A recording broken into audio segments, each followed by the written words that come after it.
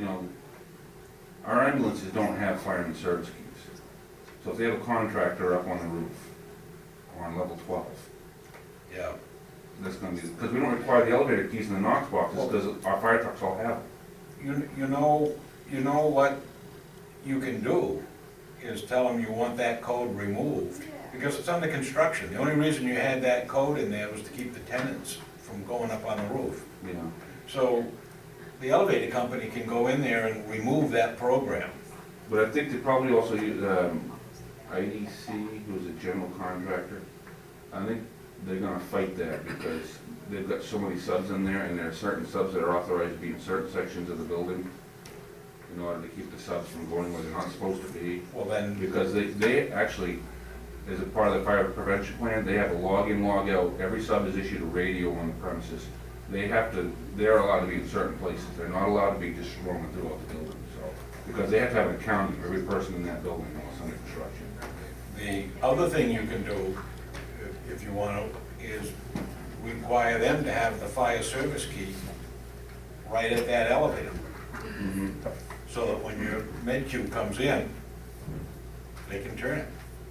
They can take the key out of the little thing and turn it. Yeah. Because I met the guy, whenever you're ready, just Yeah. yell at us and We'll wait for Pete to come back anyway. Oh. Yeah. So I have no problem you having them have that key right What do we do with it, hang it on a hook? hanging on the hook and, or give some keys to Medco. Because then you got it, or have them, because if they're supposed to not be there, I mean, people are gonna be going up on the roof with that thing, and something tells me that code is gonna be like keys for elevators in high schools. And it's a funny thing, because you gotta wait for the elevator doors to close before you enter the key, the combo. I've only seen one other building where they had that. They did that down at Fort Canal Plaza because it was vacant on the upper floors and they didn't want People wandering up. street people sleeping, because they found street people. I mean, they literally had to go around and secure all the windows, because they go through and try to jimmy the windows and get in there and go to sleep in the building. I got a question about elevator shaft venting, which I know we had a discussion about that like a month and a half ago on the phone. I got a call yesterday from the architect on my way to Dover Foxcroft, and Yeah. he said, you got any requirements? And they said, yes, venting shall meet local building code. So, But the problem is MUBEC, right. they completely eliminated the whole chapter on elevators. And I haven't read the chapter, but my thought is that they just said, well, there's the elevator board that controls elevators, so Exactly. we're But the eliminating. problem is the elevator board doesn't control, Right, my code kicks it back That's to right. local building code, so I told the architect, I says, because he said, well, the local people said it was you, so I said, okay. because it's the only way we got to go Yeah. by. I said, call the fire marshal. I said, if there is no van in there, we're not gonna say anything. I said, but if there is a van and it doesn't look right, we're gonna question it. So he was gonna call Mhm. up it. I think there's a 4-story or higher question, if I remember right from the building. I said, how tall is this? Trying to get him, he said, 3 floors, and it's there's overnight occupancy.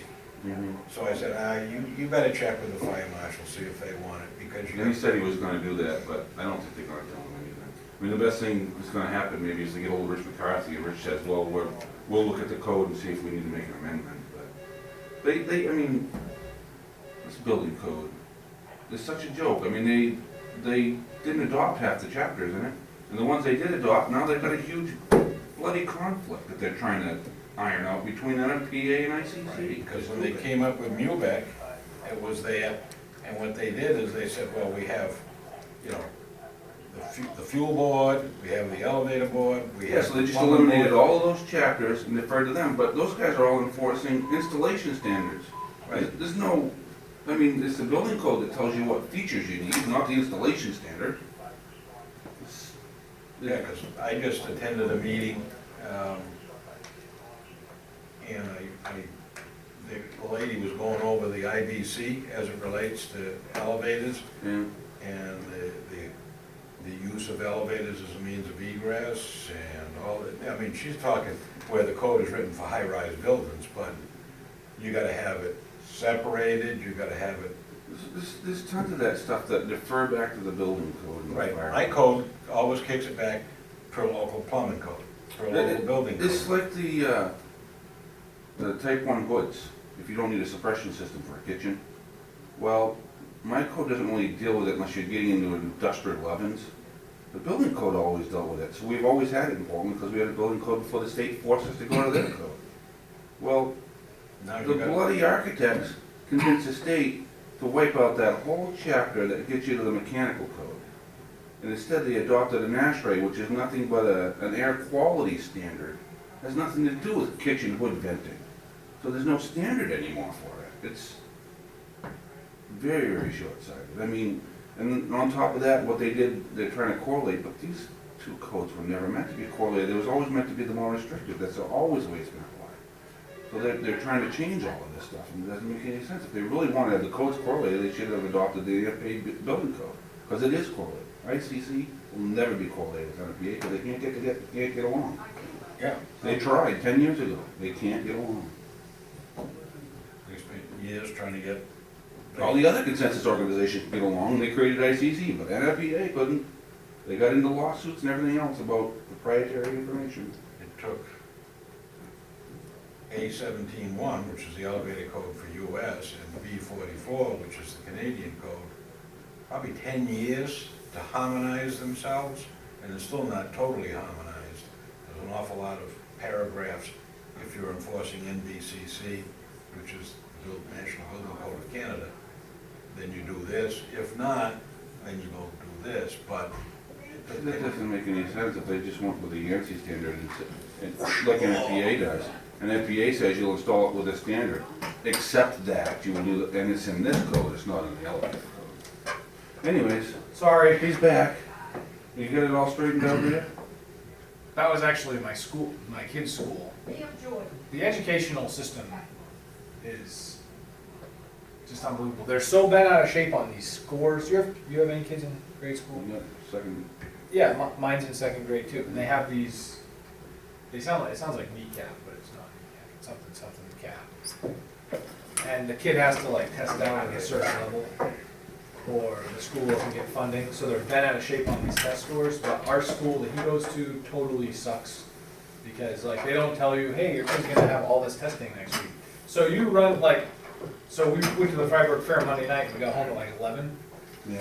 and then Tuesday at testing, it's like, thanks. He's falling asleep in the middle of his test paper, right? Yeah, and then now the teachers are like, well, and they sent home one of the testing sheets, and I freaked out, because I'm like, what the hell is this? I mean, there's like all these like notes all over it, I'm like, my son is like flunking out of school, what's going on? And they're like, oh no, your son is a star student, and I'm like, well, why'd you send this paper home? Why don't you explain it to me? They don't score kids like that anyways. When we went to school, you got an A, B, C, D, or No, F. they don't even do that They now. don't do that. Improve. It's P's and E's and Yeah, P it's like- pluses and. Satisfactory, It says it needs- it unsatisfactory, says- that meets the standard. Yeah, They it don't, says they on don't it in- score any of the papers anymore. No. It used to be you got a paper back and you had a Everybody grade gets a on it. ribbon, everybody's a winner.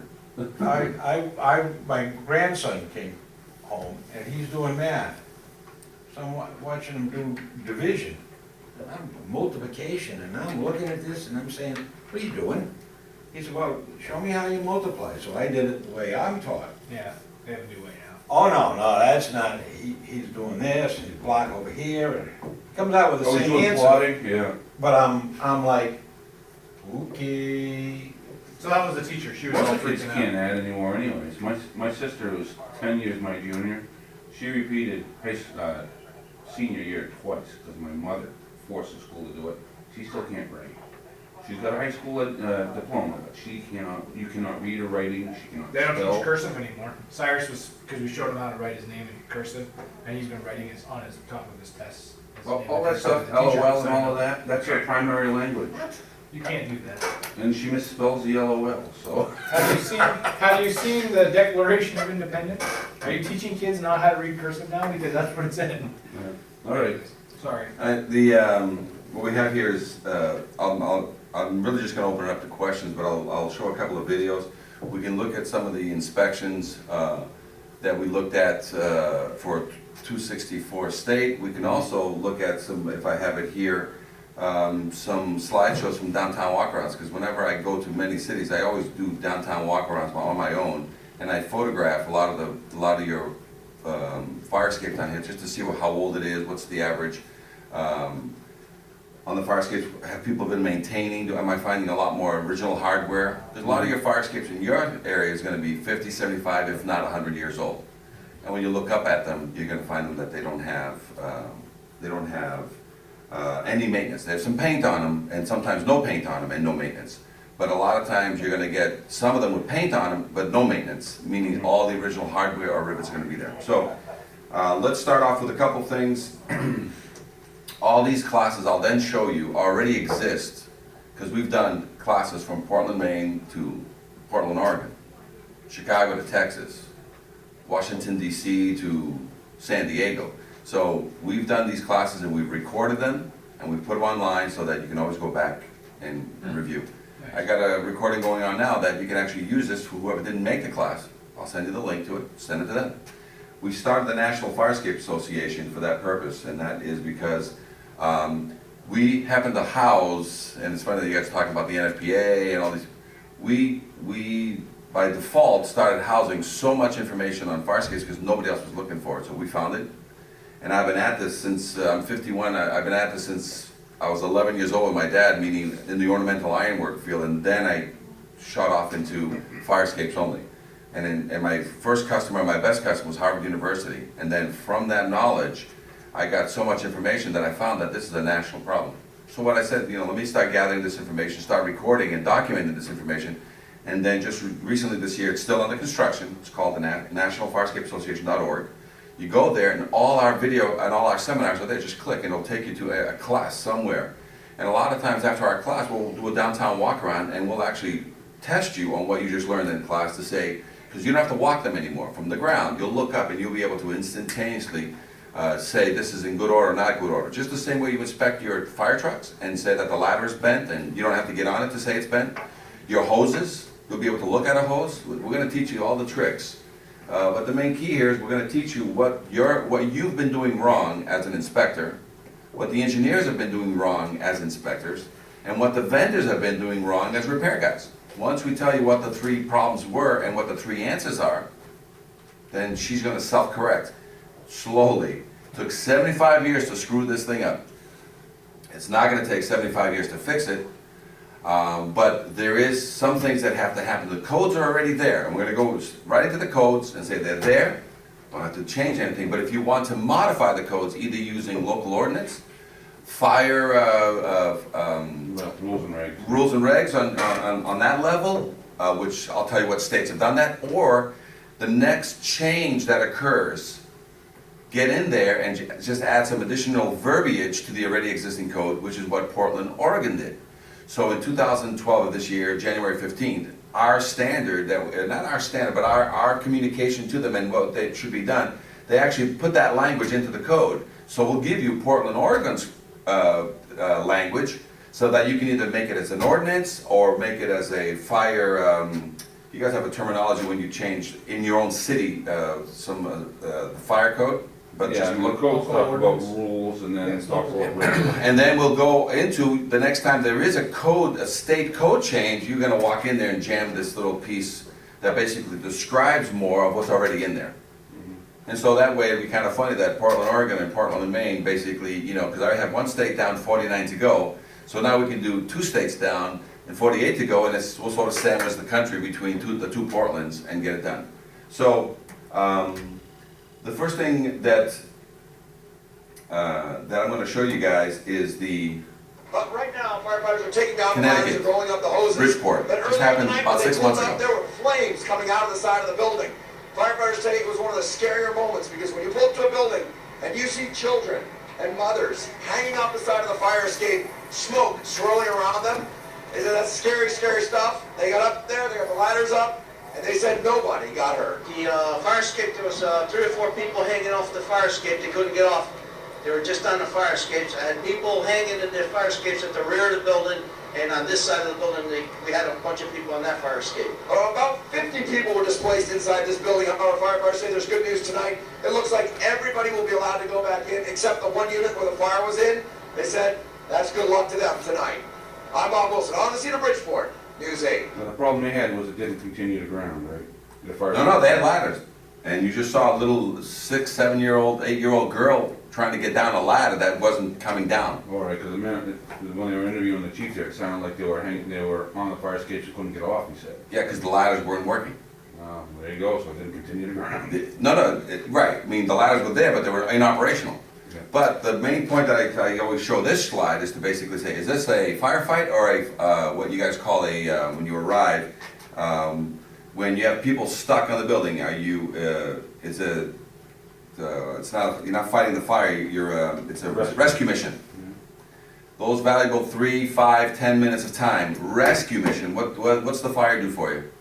Wait, hang out? It basically could be the difference between a salvage, keeping the building or losing the building, because as you're sitting there, you know, fire escapes are made for self-evacuation. They're not made for you guys to use. They're made for people to get out of the building themselves, and then when you get there, you guys have all these ways to get into a building other than a fire escape. You actually use the fire escape in case all hell breaks loose. You use the fire escape for the same reason, for self-evacuation, or in some cases, if you don't have time, don't have ladders, don't have the equipment, you use it to get into the building. But the last thing you ever want to do, get into a fire escape, is help people get off the fire escape, because now it's a rescue mission instead of fighting fires. And those valuable minutes could be the difference in people's lives and the building getting out of control. So, you guys remember the Station 9 fire down in Boston, right? 2003? He wasn't You in remember- Boston, but Say again? he wasn't Boston. I'm sorry, down in Rhode Island. West Warwick. Channel 7 called me back in 2003, called everybody, looking for some information on fire escapes, because they wanted to do a little 1-minute piece on fire escapes and say, hey, in case of fire, learn, evacuation plans, learn how to get out, take care of yourself, and they sort of wanted to tie in fire escapes. I told her, Hank Philippi Ryan, I said, hey, do you know that 75% of all the fire escapes I look at don't pass inspection? She goes, no, I don't believe that. I said, you know that at least 50% of those that I look at have some sort of life safety issue associated? She goes, no, I don't believe that, because we have these codes, we have these laws, and if you flip your book around, that's what happened in 1972 in Boston to change the code from fire escapes must be maintained at all times to every 5 years, prove it to me that the fire escaped. So she goes, no, the codes are there. She goes, I said, let's go down to the theater district down by Wilbur Theater and stuff like that. Like you have a theater district. I said, I gave her a 15-minute training. I said, this is what a bad gusset looks like, full of rust. That's what a falling tread looks like, and that's what blown cement looks like. Pretty simple training, right? And then I said to her, now, let's go look at fire escapes. She goes, show me some fire escapes. I says, no, pick any one you want down here. We'll walk all these alleys, and you tell me which ones in your eyes pass. So she walked down, and her 1-minute show that she wanted to do turned into about a 4 to 5 minute piece. And this is what she came up with.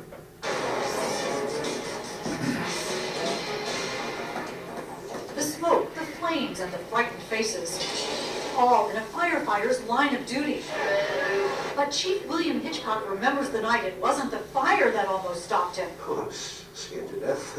but the fire escape that broke underneath him. When the railing just came away from the building, And our investigation found across Massachusetts more unsafe fire escapes, rusty, deteriorating, crumbling, broken.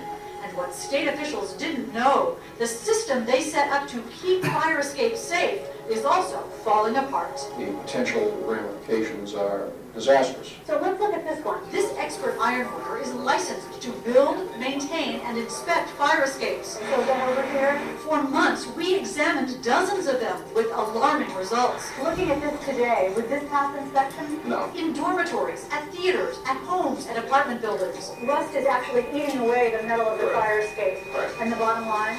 it'll get weak and then eventually it'll fall. This one has rotted connections. This one missing bolts, twisted metal. Would the stairs come down? No, never come down. This one a broken tread. So how dangerous is it for the people inside this building? This fire escape is definitely going to put somebody either in the hospital or it's going to put somebody in a cemetery. Fire escapes are so critical. The state building code requires they be certified for structural adequacy and safety every 5 years. But our investigation found that safeguard is simply being ignored. Here's proof. We chose fire escapes at random in Boston, Somerville, Cambridge, Worcester, and here in Quincy. We checked building department files But there's no fire escape certification. to see if building owners had submitted their mandatory inspection reports. There's no certification in this one either. Bottom line, not one we checked in Quincy had been certified as safe. And the Director of Inspectional Services admitted because of staffing shortages, the city has no idea how many other fire escape owners are breaking the rules. And as a result, do you know how many fire escapes in your city are safe or not? Well, I don't know. In Worcester, not one we checked was certified. In Somerville, No. 4 more fire escapes, Did it fall through the cracks? Yeah. not one up-to-date certification. And again, no system for keeping track. How can they get away with that? I guess the shortest answer of all is because we don't have the resources to sit here and follow up on these things. If structural deficiencies are reported, local building inspectors can actually evacuate residents until repairs are made. Yeah. Would you talk to us on camera about this? No? But when we surveyed 24 more communities, most admitted they had no idea how many fire escapes were certified. In Taunton, inspectors told us they haven't seen a certification in 25 years. Northampton officials said it's a cold day in hell when that happens. In Cambridge, too, not one of our test buildings was certified, and the official in charge would not come out to discuss it. In Boston, where there are more than 8,000 fire escapes, again, according to inspectional services, not one we checked was certified. Officials know they are required to enforce the building code, but they admit they don't always know if owners are breaking the law. The building code is being ignored. Right, but it's difficult to write a violation when you don't have knowledge of something like that. But state officials say for a critical issue like this, communities should know.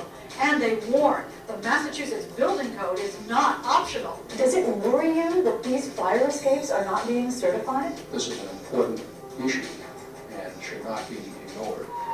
That's because after the smoke and flames begin, it'll be too late to learn you've got no way out. I can't stress it enough, Hank, that these things have to be maintained and someone's got to be watching. As a result of our investigation, state officials will now issue an alert to local inspectors.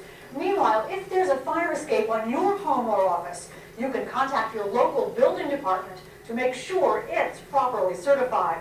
In the newsroom, I'm Hank Philippi Ryan. Channel 13 News. So that, that sent some shockwaves through there, and it was in 2003, almost 10 years ago, that they did this.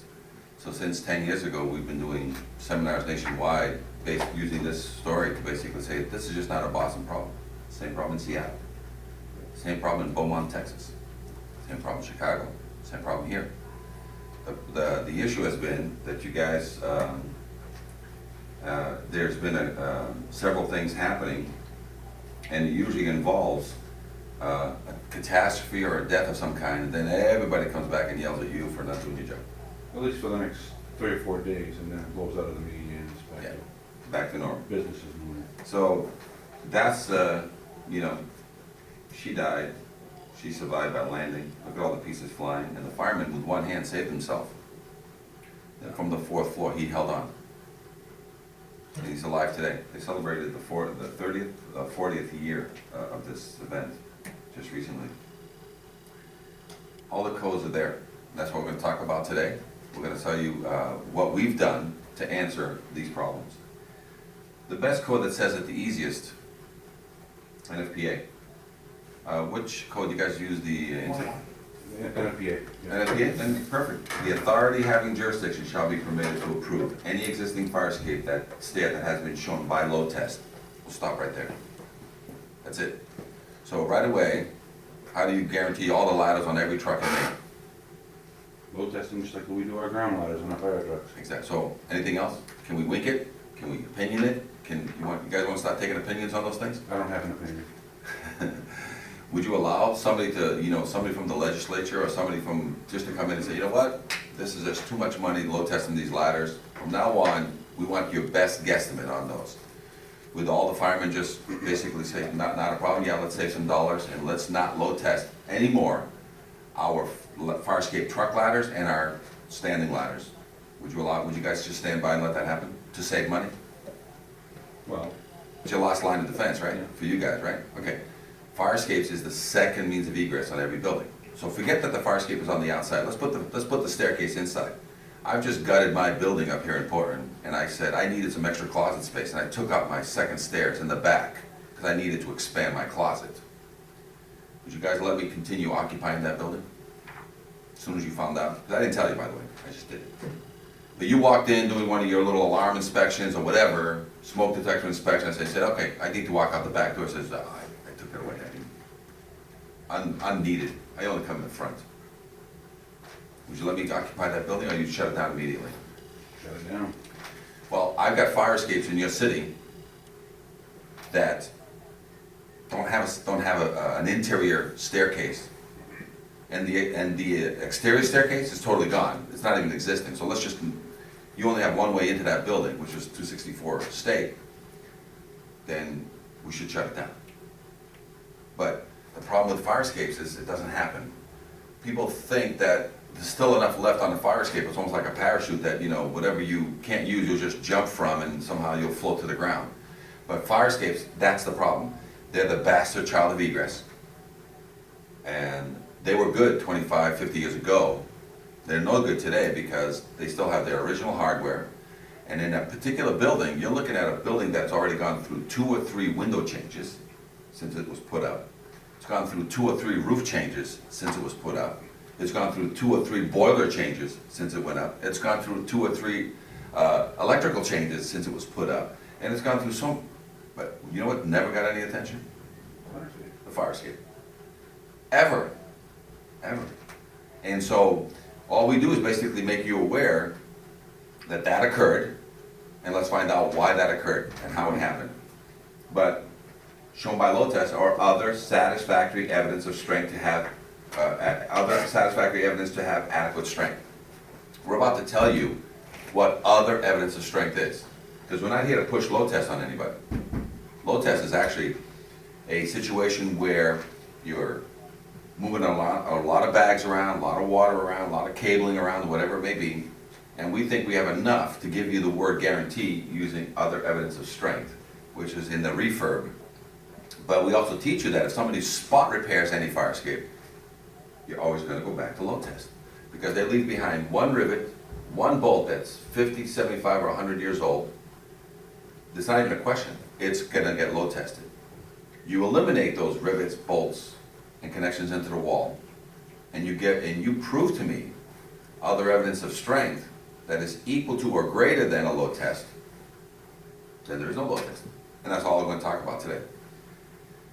These 3 codes, they work with each other. Your International Fire Code says testing and certification. Any fire escape system found to be in a state of deterioration or unsafe shall be repaired immediately. Depending upon structural condition, a load test shall be conducted. Isn't that what it says here? Load test? Depending on structural condition. Isn't that other evidence of strength? So if I don't give you other evidence of strength, which is depending on the structural condition, what will you automatically order? What's the first word in your mouth every day? Load test. So I will work, I'll go beyond the necessary to get you away from the load test. So I have to really shine when it comes to providing you with other evidence of strength. The International Building Code says, testing and certification, all exterior fire escape systems shall be examined. That's a confidence test. That's a cursory walkthrough. Tested, which means spot repaired and then load tested, or certified for structural adequacy and safety, which means fully refurbished in lieu of a load test. Now, what's the advantage of a load test and full refurbishment? I'll refurbish a fire escape today for you. And then 5 years from now, when you order me another load test, I'm going to try my damnedest to give you other evidence of strength, which saying, hey, we just changed those bolts 5 years ago, man. I don't think we should do a load test. The average lifespan of a fully refurbished fire escape before you really start looking at load testing again is 20 years, 20 to 25 years. Because we're going to constantly keep giving you other evidence of strength. Can you override us and say, I don't care, I want a load test? It's been 15 years, I'm kind of, I want to see a load test on this thing. The building is old, it's kind of leaning a little bit, give me a load test. Yeah, I can't do anything. Because you're right, in all 3 codes you have the right. I'm saying? And the word satisfactory evidence really comes back to you. If you are not satisfied, so I can look at one building for you in town, and you order a load test, but I can order another one for you, and you say, I'm satisfied. And there is no load test. And you're both in the right, because the law gives you that. Okay? So let's talk about, and open it up to questioning what we've done, and how I call it, and I started briefly speaking about it today. What's the perfect storm of stupidity that occurred out there? Sadly, it started with you guys. You and building inspectors. Because you wrote nice violations. Guess what you wrote? For 25, 50, 75 years, every time you walked up to a fire escape. First words on a violation. Give me a letter. No, you guys didn't do that. Oh, don't go there. You walk up to a fire escape and it's all rusty. What's the first thing you tell the people to do? Scrape and paint it. Right? You never tell them go get The it. inspector before me. Huh? Yeah, the inspector before me. But everybody before you was basically, you walk up and say, man, get this thing scraped and painted. So the owner gets this violation that says scrape and paint, and you noticed a bolt or a tread that didn't look so hot, or some rust in one connection, and you wrote that in there too. You said, scrape and paint your fire escape and fix that tread. The owner got the violation in the mail or handed to him. The owner gets it and says, let me get some numbers for this. Calls Jack the painter. Jack, I got a 5-story, full of staircase fire escape with a cantilever at the bottom, you know, how much? The guy comes down and says, man, this is a big monster here. Guy in his head, you know, kind of $1,000 a floor, $5,000, I'll paint this thing for you. I goes, oh, can you write that up? Give me your thing, because this guy wrote me a violation. That never bothered me before, but this guy's busting my cannolis now. I said, sure, here's a price, $5,000. He says, great. But he says, hey, but when I was up there and I was looking, there's a couple of treads loose. He goes, oh, okay, I know. You know, you should call my other friend Bob, the ironworker guy down the street. So he calls Bob, the ironworker down the street, says, hey, I got a violation, and it says fix a tread. How much for you to fix that tread? And this guy goes, oh, let me go look at it and see if there's anything else besides that one. So he walks the fire escape, does an impromptu inspection, because he's looking for work, right? Isn't that an impromptu inspection? He goes, oh. Comes back down and says, hey, dude, it's not just that one tread. It's got rust all over the thing, and it's got rust in some of and the cement is pulling out of the walls. Guy goes, oh, okay, well, thanks. How much to fix that? Well, I can do all the floors. I can fix them. And he goes, because I got Jack the painter, he's got to paint the thing. He goes, oh, no, I can paint it too. I can fix it and I can paint it. So, okay, 5 floors with a cantilever, how much? Oh, it's going to be about 20 grand. Guy goes, oh, okay. Can you give me a proposal? So he now has 3 pieces of paper in front of him. He has your violation, and it says specifically, scrape and paint, fix the tread. So, you think he's gonna call an engineer? Because you already told him. See, he thinks you're the inspector, and you've already told him what to do. He's gonna tell you he's gonna do exactly what you said in that violation. So you're part of the reason why this thing went down for the past 75 years. Because the inspectors would write a standard maintenance document that says scrape and paint your fire escape, which is standard maintenance. And so he's gonna use that. Then he's got Bob for 5 grand to paint it, and he's Jack. He says, hey, Jack, you said 5 grand to scrape and paint the fire escape. Jack, can you put a couple of bolts in that loose tread? He goes, yeah, I can do that. Give me the job, I'll do that. The guy that was gonna do the right job was Bob for 20 grand. Because that's really who you wanted to get this job done. But the owner now took advantage of that and he said, okay, I've got this document that says scrape and paint it. So he does. He gets Jack to do the scrape and paint. Fix that one tread.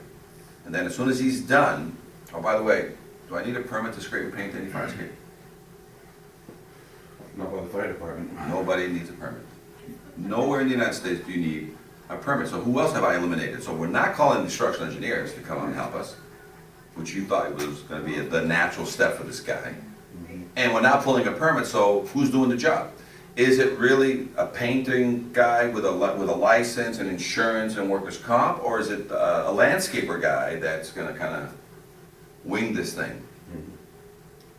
Maybe whoever does it for the cheapest price. Does he need a permit or insurance or anything? Not to paint. And with today's EPA rules with lead laws, you think that's a concern for these people today? But we're still back in the day. So he gets it all painted, pays the guy his 5 grand, which is, I'm already going high on the number on the 5 grand. And then he calls you and says, hey, I've taken care of your violation, can you come and see it? You're very busy, you got a lot of things. And not high on your priority is walking 5-story fire escapes. Because you said that, in case of fire, don't use the, Fire escape. who told you that? The other guys. The gray-haired guys, right? They said, hey, let me give some words of wisdom over here to Ben. Ben, in case of fire, never use a fire escape under any circumstances. Because a buddy of mine fell through a tread, another buddy of mine, the railing let go, another buddy of mine, they got horror stories, and they say, don't, rule of thumb, never use a fire escape. So now here you just wrote a violation, you told the guy scrape the paint and fix the tread, and he goes, do you want to walk it? What do you say? No, most likely, quite frankly, the understaffing, we're gonna say, send us a digital photo of what you've done. Send us the digital photo, or you'll drive by, roll down your window, look up and confirm what? That it got painted, right? Did you get a document from a source from an engineer saying that it's structurally sound and has been kept painted?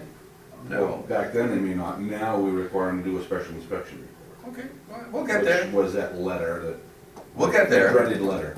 We'll get there in a second, because that's an opinion letter. We're gonna try to eliminate opinion letters, because we have some answers for all the people that have made mistakes. So the engineer didn't get involved anymore. You just eliminated the building department from collecting a few bucks on that $5,000 permit, to make a few bucks to pay, you know, for another secretary over there, but, and a visual, meaning he was supposed to do a walkthrough and verify that the work got done. But it's the bastard child of egress, who cares about it, right? Let it rain, let it snow, who cares, right? So, then all of a sudden, you do a drive-by, you look up, it is painted, they did a paint job on it. They painted over everything, and you look for that tread that you saw originally, and it's back up, there's a couple of fresh bolts in it. What do? You go back and you release the violation. That has been done for 75 years. So let's fix every one of those problems, because it's a national problem, you're just not here. So we came in and we said, okay, step number one, the code already helps you, the code already says this. So we have to change code, or is it already giving you the power? It's already. Your first thing you're gonna do, you're never gonna write a scrape and paint violation ever again. You're gonna write repair, paint, test. Every violation, I don't care how bad it looks or how great it looks. You know, even if it's pristine, you always walk up, hey, do you have a certificate for your fire escape? No, what's that? Oh, let me write you a violation. Repair, paint, test. Dude, this thing's only 10 years old. Okay, repair it, paint it, test it. Because you're gonna get a phone call when they get that violation in the mail. And what are they gonna ask you? What's wrong with it? What's wrong with it? You said, I don't know. That's not my job. You're supposed to get Certification. an engineer to go look at it. That's gonna take care of whether or not you even need to repair it. The second thing you need to do by code is paint it. So what's paint mean? You go, gotta get it painted. Go, I can just have anybody paint it? No, because your fire escape is older than 1978, and the crazy EPA came in and said anything older than 78 is presumed to have lead. So just make sure whoever touches it just has an EPA renovator's license. Do I need a permit? Not the paint. No, not to paint, but make sure that the guy that's gonna be painting it has his EPA renovator's license, which most guys get on a weekend in that 8-hour course. And just make sure that they're not gonna contaminate the site and get lead. That's pretty simple, okay? What's the word test mean? Oh, test means that once the fire escape has passed the engineer's review, and he's passed the confidence test on it, saying there is no rust in any of the internal connections, we can proceed to a load test. What's a load test? Load test, dude, you get weight, you put, like an elevator, you put steel plates up there, sandbags up there, water bags up there, or you create some cable contraption and you yank on the thing. And if it doesn't rip off your building, you're passed. And then 5 years from today, Do it again. we'll see you again. Very similar to our elevators, our trucks, our ladders. You understand load testing, right? It is a life safety thing. Not made for you and your, you know, because we wanted to pass a national law that said all landlords from now on must collect their rent checks through the fire escapes. And all tenants basically tape their rent check to the outside of their window and call their landlord or their management, come say, hey, come and get your check. I see you didn't get the last two. They're still taped to the outside of my window. come up the fire escape, because they can't get it any other way. You think we'd have any fire escape problems today? But that law is not, it's gonna be a hard road to follow, but, we have these guys, we have these fire escapes there that are made for the tenants, and we need some guarantees. We have fire escape ladders on trucks, and we have, ladders on, you guys ever gonna let me borrow your ladders? Not usually. So, and you're testing them for me, or are you testing them for you? Testing for- We're testing these fire escapes just for the tenants and just for the firemen. That's all we're testing them for. We don't care about the landlord. He's never gonna use it. So, and you're supposed to have 2 certified means of egress. How do you make this so that it's idiot-proof? First thing you do is you have a list. You have a checklist to open up a building, don't you? Does that include the sprinkler system has been certified? Yeah. Can you have right below that list, even if it's handwritten in for now, can you just start handwriting in certificate, fire escape certificate on file? Yeah, we've been doing that for a while now. Okay, and if it's just a checkbox, now, will you ever forget it if it's part of a checklist? Just add it to your Or an checklist. actual checklist rather than a mental checklist? No, not a mental checklist, because you'll forget about it. It's the bastard child of egress, 75 years that nobody knows even exists. It's like looking for homeless people, you know, if you don't look for them, you'll never see them, but they exist in every 4 corners.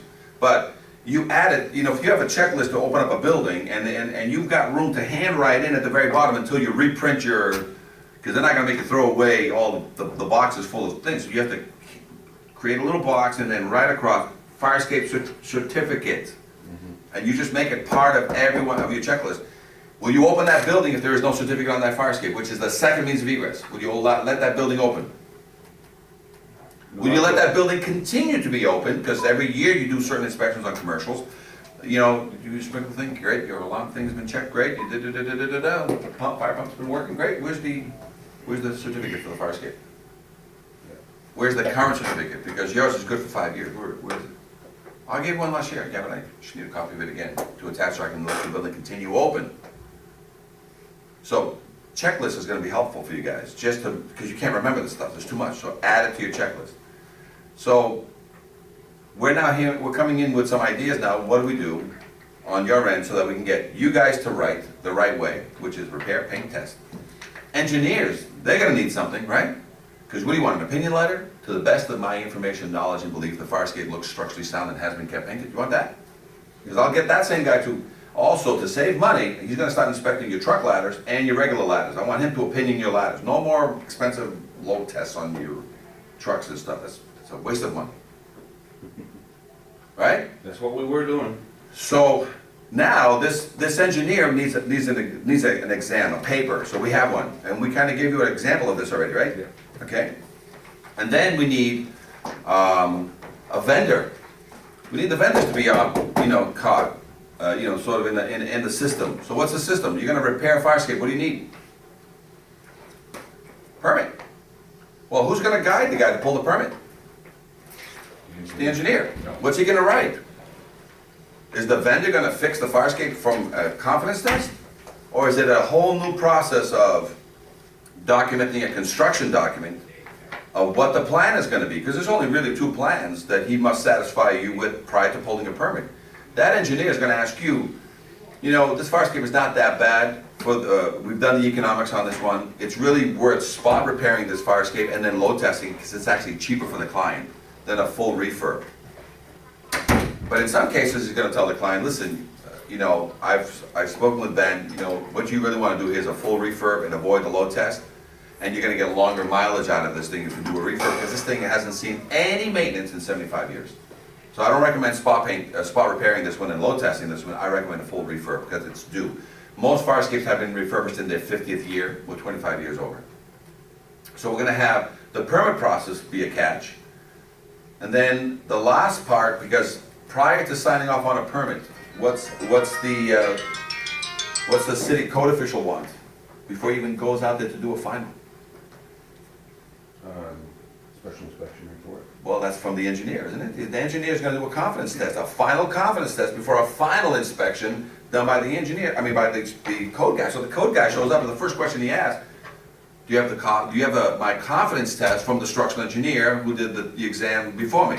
The guy says, no, he's gonna do it after you. What's he say?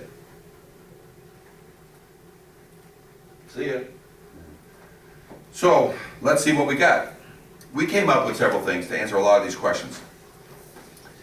This one came about, this is called the Repairs and Procedures Guidelines. I was in a class and we're saying, oh, do we have to like do ordinances and do we have to do special code changes? And the guy goes, there was a state official that was in my class. He goes, Cisco, every fire department and every code department has what's called procedures and guidelines.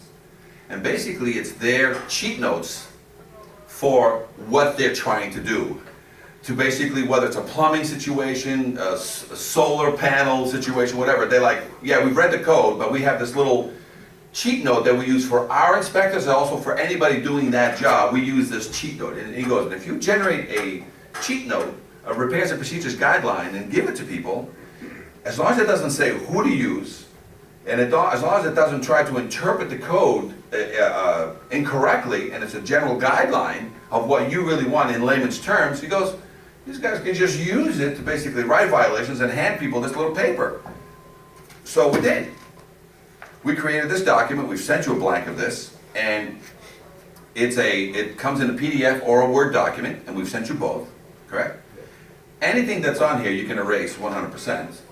But what we usually do is we come in here, and you don't have to have the National Firescape Association, you can just have the City of Portland. We have only your information in here. This is just an example of the one we did, but he has an actual one that we did for Portland, and has your phone numbers on it, your email, and your names, not ours. Okay? We clip this over here. This is your website. So we go to your website, and we just take a little snapshot of the top of your portland.gov website, and we drop it in here. This over here is, you can modify, this can be modified, this can be modified, and we put your code over here, and I believe we put in the NFPA code there. And we usually put not only the NFPA code, but we try to squeeze the other codes in there also, but the main code is the first one. And this is how we fixed using this. So you go out and write a violation from now on every fire escape. You say, hey, I need, oh, by the way, I want to make sure that we understand, 75 years it took to screw this whole thing up. We're not trying to fix fire escapes right now. We're really trying to identify them. So we want a status. So Seattle did that. Seattle said, you know, they made it a code that says every fire escape must have a tag. We'll get the tags last. And they want a tag on a fire escape that says, when it's white, and you guys show up in the middle of the night, and they see the white tag, 7 to 10 feet off the ground, permanently affixed, what can they do? Use it. Use it. They see a yellow, what can they do?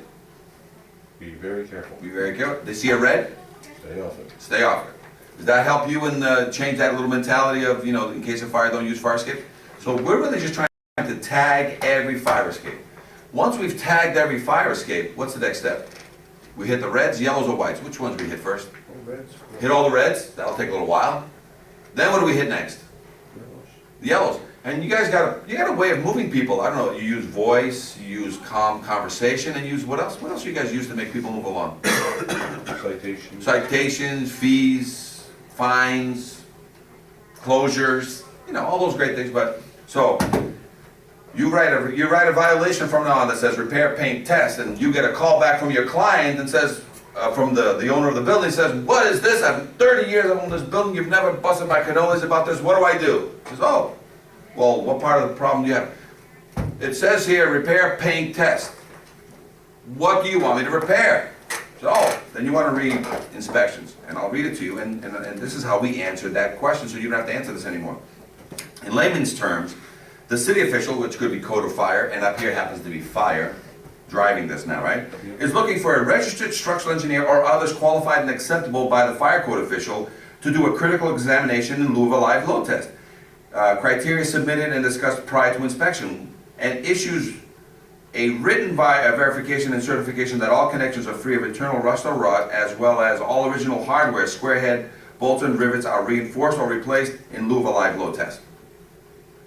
I think that's pretty clear, that you want this guy to go get a professional. So sometimes you say, well, I got an architect, can I use my architect? What do you say, Ben? Architects know nothing about structural. Well, that's your choice, because in some states they allow architects. Yeah. So what do you want to do with that architect? If all of a sudden he says, you know, I got this great architect that knows the whole building, has always worked with my building, what do you want that architect to do with you? To demonstrate his qualification. Well, so you're saying that others qualified and acceptable to you, so on a case-by-case basis, you'll always accept a structural, but then all of a sudden he throws you another professional, what do you say? We've- Have him call me. We've never allowed anything other than. No, it's okay, I'm just, you know, just this is a national way of looking at it, but say, have them call me and we'll see. Because can you have that architect be involved in this process and then say, at the end, can you have a structural engineer sign off for the final on this? Will that satisfy you? Sure, as long as, there's stamps on it. Right. So all of a sudden you say, hey, Mr. Registered Architect, why don't you get this thing going, start doing all the necessary information, and then make sure that at the end, use one of your buddies, and every architect knows a structural engineer, do what? Give me the structural stamp at the end, right? So that helps there. All supports, through bolts, or cemented into the wall must be verified and certified in lieu of a live load test. A fire escape confidence test and tags must be submitted if fire escape passed. The report with photos identifying violations for repairs must include repair criteria submitted to the official for repair vendor to use it as a guide during and with engineer oversight of permitted repairs. Anybody want to do any different than that? Or is, that's sort of putting all the pressure on this structural engineer, right? A fire escape confidence test and tags identifying certification conditions are then submitted. Recommended cycle for live load testing is 20 years after total refurbishment or as required by official. So have your registered professional read that and then call me. So you just fax that, email that. You go to seattle.gov. The confidence test is downloadable right online. Aside from all the other testings, they have sprinkler test documents there, they have alarm testing documents. They said, well, yeah, I've got my guy, and what's my repair guy do? Well, you got Joe, the iron guy from down the street, to do the job? Yeah. Well, have Joe read this next one. In layman's term, the city official is looking for a qualified, licensed repair vendor. So, what's Joe's? He's the local landscaper. I don't think Joe's gonna be able to pull this permit. I need somebody in the trade, an iron worker, metal worker, general contractor with subbing capabilities, you know, to do all the work on the repair permit, if required. Because believe it or not, in some places, they still don't want a repair permit. But does that mean now that they don't want a repair permit for that vendor, that he doesn't have to be licensed or insured? Does it also mean that you don't want engineer oversight? Or are you just gonna let this guy repair what he feels should be repaired? Because if he repairs what he feels should be repaired, what are you gonna order? If they skip number one, and they do number two without your consent or involvement, there's no oversight, there's no control of any kind, what are you gonna order on them anyway? An engineer's report. Oversight. Oh, okay. What are you gonna order? Load test. Load test. So let them play, let them skirt around this issue and do all these things, you say, hey, and call you up when it's done, hey, it's painted, come on down. Say, oh, I'll be right there, man. Ah, this looks good. When's the load test? What are we talking about? Oh, well, I sent you the paper. You chose to ignore the oversight thing here. You chose to ignore the, looks like you repaired a bunch of things here too, and I don't know what, but now I need you to load test it. Well, who's gonna load test it? That's a good question. It's the engineer needs to bring a load test criteria to you. And use some vendor to basically administer the load test. So the load test means that the engineer is gonna get called back in because he has to do what kind of inspection before he load tests it? Certified. He has to do a confidence test. Because he may walk this freshly painted fire escape and say, I can't load test this, it's got rust in the connection still. The guy just painted everything. He says, oh, well then I guess we need to get that fixed because I'm still waiting for my load test. So will you force a load test in the as-is condition, or you basically are waiting for the opinion of this engineer says, well, it's not ready for a load test, we have to do some other things. Oh, then get those other things done and then I need a load test. So either way, you're gonna force them back, because as soon as you say the word load test, who needs to be brought in? Engineer. The engineer. He's coming, one way or the other. If you never get off load test, it's always coming. So, to do work on the repair permit, if required, with engineer oversight or a construction plan, of repair criteria submitted for approval to the official in lieu of a load test. And by the way, submitted to who? To you? Or to the code official? So you get to see it because you just you're part of the mix, but Right now that there's a repair problem, you're out of the mix. Now it's gonna go to the other guy. You're just making sure that it's going down the right path. But then you sort of step up, because now it's really sitting at code now. All connections must be free of internal rust or rot. We have a confidence test that will ask those questions. Spot prime and sealed. All worn material repaired and replaced. All supports into the wall must be reinforced, repaired, or certified in the fire escape confidence test in lieu of a load test. All square head bolts, rivets, and welded connections must be certified, reinforced, or replaced based on age or condition. All ladders, cantilevers must be balanced and drop 2 to 3 feet per second, hit the ground and stay down, and must lead to a public way. All roof ladders must be secure. No full painting of any fire escape until spot repairs are inspected and certified under engineer oversight and/or city official permit sign-off. So you're gonna let these guys paint the fire escape before all the repairs are done? All they're gonna do is hide it. So if you have a 10-story, can we do it in phases? Can we pass, the first 5 stories, let them get painting on that, and then while they still continue forward? There's a lot of things you can do, but the main thing is, who's really signing off on that? Is it the building department or this engineer oversight guy? Engineer. So you're basically putting this back in where it was originally intended, which is back to the engineers to do a proper oversight inspection. You don't let buildings be built without architects and engineers. You don't let anything be done without architects and engineers. Why were we letting a fire escape being repaired without engineer oversight and more? No, there was in the past, nationwide, there was. So now, if they choose to fully replace the fire escape, guess what happens? Permits, and it's gonna be upgraded to a new code anyway. So that's part of here. So now let's talk about the painting. Because it said, oh, you know what, me and my sister are gonna paint the fire escape after everything is done. So, oh, that's great, you can paint the fire escape. Just make sure you're not breaking the law, because the EPA says whether you're an owner or not, everybody must be EPA renovator, must have your EPA renovator's license, which is, in layman's terms, the city official is looking for a paint vendor, EPA certified renovator if required, to do all the work as per EPA guidelines, due to the fact that all fire escapes older than 1978 are presumed to have lead, based on the EPA standard, unless identified as no lead or low lead by a licensed lead inspector from the state of Maine.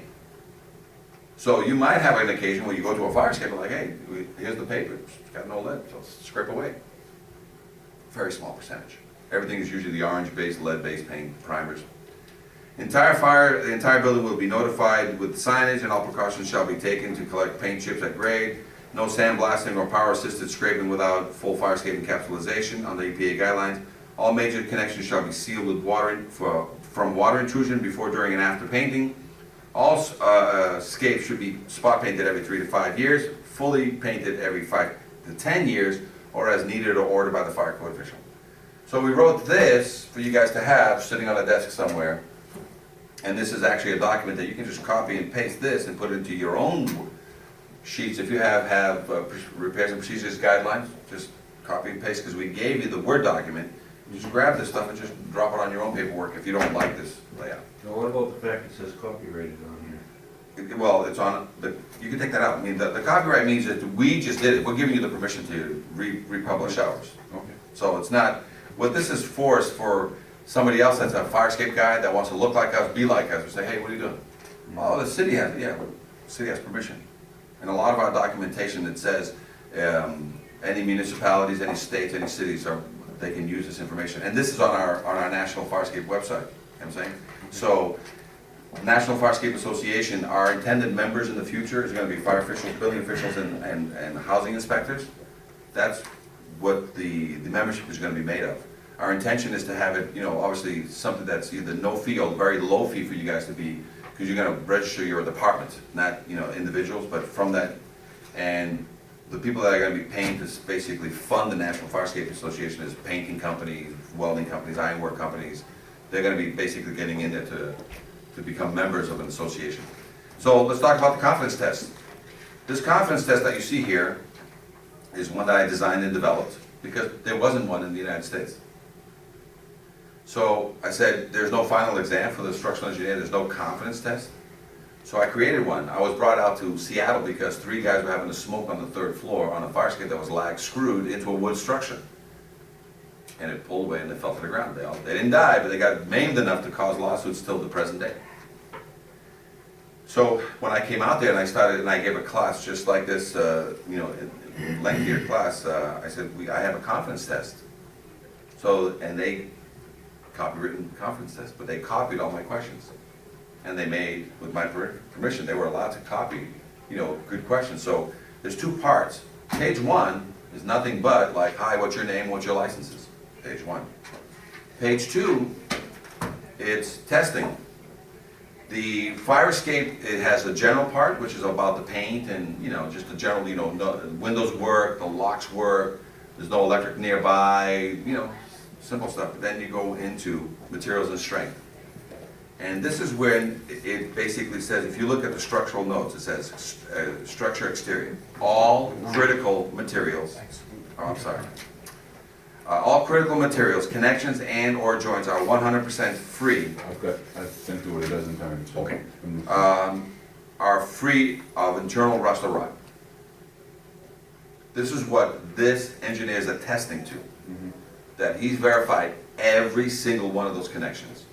Do you have this in a form that we can like take Boston Fire off of? Yeah, he's already, I already gave this. I've got it, I can email it to you, it's in a Word document. Yeah. Can you do that? Yeah. We did a Portland version of this. Yeah. And it has your code. And I'm still working on modifying it for us so I can post it on our website. So, It's kind of like you gotta have the forms ready to go before you can really implement a plan and start requiring A people. lot to of the submit aluminum form. step ladders don't have bolts and rivets on them the aluminum step ladders, what do you mean? Oh, I know, we got people out there that have, over the years, used homeowners' aluminum ladders they bought at Home Depot for the drop though. down. Spray paint them black. And, Right. And run a rod through one of the treads, or through one of the rungs, and it just drops down on the rod. Right, we'll go over that as to what is allowed and what's not allowed. The combustible rule about wood, aluminum, and steel. And we'll tell you, if they did it with or without a permit, if they took away a cantilever and put in a ladder, that's illegal. Because the cantilever has to go back. You can't reduce the system. You can augment the system, but you can't reduce it. So we'll talk about what has to be done with ladders and such. But getting back to the questions, as you can see, now I'm not looking for his opinion. He has to read actual questions here and give me yes, no's on every single one. And then the critical one here is number 19. And 18, it says, anchoring devices are intact and show no visible rust, corrosion, cracking, or other deterioration. That's the visual. But then 19 says, are the connections of the anchors into the building sufficient to support the required loads as verified by methods acceptable to the structural engineer? Internal inspection, load tested, or duplicated connection. What's that mean? This is the critical piece of the puzzle that we now need to share with you guys, and that is other evidence of strength. If I spot repair your fire escape, what are you going to make me order? What's going to come right out of your mouth? If I spot repair a fire escape and leave behind original hardware? Load test. Load test. So will a load test, when I load test it, verify that it's properly connected into a building? Sure. Yeah, that's what you do. You just load test it, and if it doesn't rip out of the building, then it must be good. And we're going to do this every 5 years anyway, so, and if there's going to be a failure, it's going to be a failure every now and then of one connection here or there, because when you load test it, half the platform is going to like buckle or something, you know what I'm saying? Very rare, there's both sides buckle. But it says here, reinforced or duplicated. Let me show you what other evidence of strength is. A lot of these 50, 75-year-old structures, 100-year-old structures have a veneer wall, masonry block wall, and I'm trying to give you other evidence of strength. In order for me to verify that connection into the wall, which is usually buried 8 to 12 inches deep into the wall, You have to get to the other side of it. I have to get a mason guy to come in and remove 4 to 6 bricks, open it all up, verify that no water has been coming through the parapet wall for that little half-inch spacing, and rotting the inside out. And a lot of times, if you touch an old wall, you've got bigger problems trying to put it back together. So we tell people, listen, on a 50, 75, 100-year-old building, instead of spending $200 to $400 for a mason guy to open up every single connection and give you that verification process, because I fixed everything outside, and now I'm going to open up these walls. Well, next to it, 6 inches away, we're going to drill a 3/4 hole, and we're going to put in a new Hilti bolt, epoxy bolt in there. If the wall is porous or bad, we're going to go all the way through and put in a plate on the inside. And that's called duplication, because I don't want to open up this wall. So at the veneer level, if it's cracking and spalling, I'm gonna fix that anyway. But now, I don't care what that support is doing inside the wall, because I'm gonna eliminate it as a concern. I'm gonna epoxy bolt or through bolt it now on this 50 to 75-year-old building, because I wanna give you other evidence of strength so that I don't have to load test.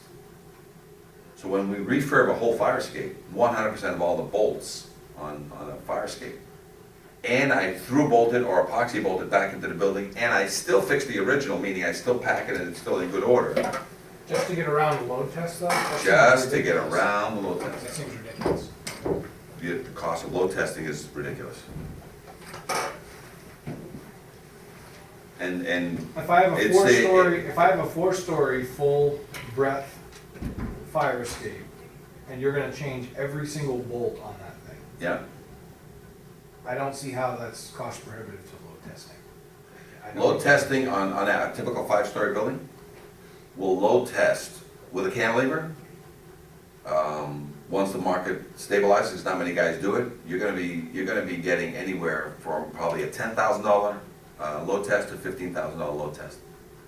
To fully refurb a full 5-story fire escape, okay, full 5-story fire escape with a cantilever, and give it a full paint job, change every bolt, put in silicone in every connection, through bolted, you're gonna be in the no more than $30,000 range for a full refurb.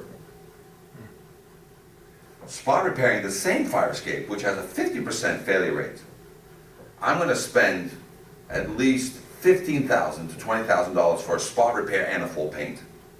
Then I have to add 10 grand to that, if not 15, for the full load test. Now, you're gonna be at 35, 45,000, and I'll see you in 5 years for another 10 to $15,000 load test. If I go to a residential house and has one little balcony, there's $1,000 to $3,000 worth of load testing, just for that residential. It may be $1,000 to $3,000 just to fully repair it and paint it. It's about $5,000 to $10,000 to start replacing fire escapes that are, 1 to 2 stories. Metal is through the roof. Very few guys know how to build these things anymore. So load testing is out there. California is even more. Load testing in California starts 20, 30, 50. We just did the Bob Hope building there, and I believe the load testing was in the $60,000 range. Just for load testing. We have, we're in Eugene, Oregon, and we got a quote for one of the frat houses from a local structural engineer to do a frat house with a mansion with a, up to the 2nd story and 3rd story. Stand little baby fire escape, they wanted 20 grand. The whole fire escape was refurbished and repainted to avoid the load test. I think it came in under $13,000.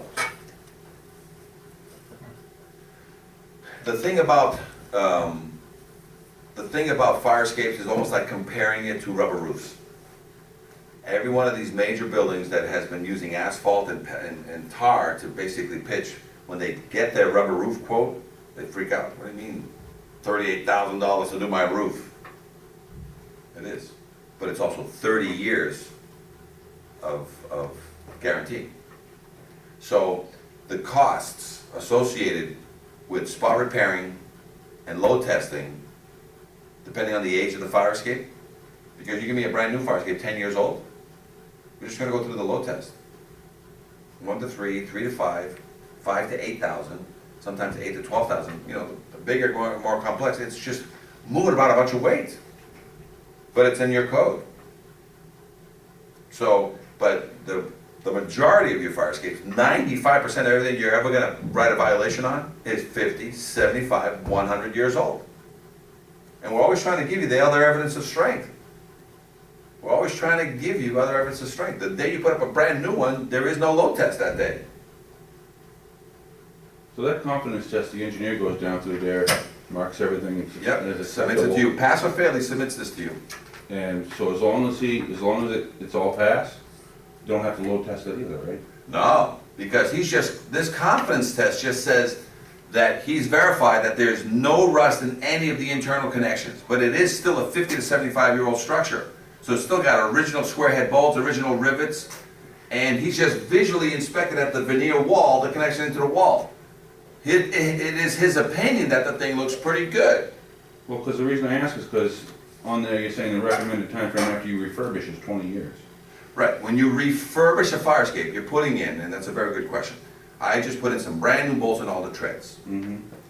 5 years from now, one of those treads shear that bolt. Everybody starts getting sued. Who's the main person that's getting sued? The refurb.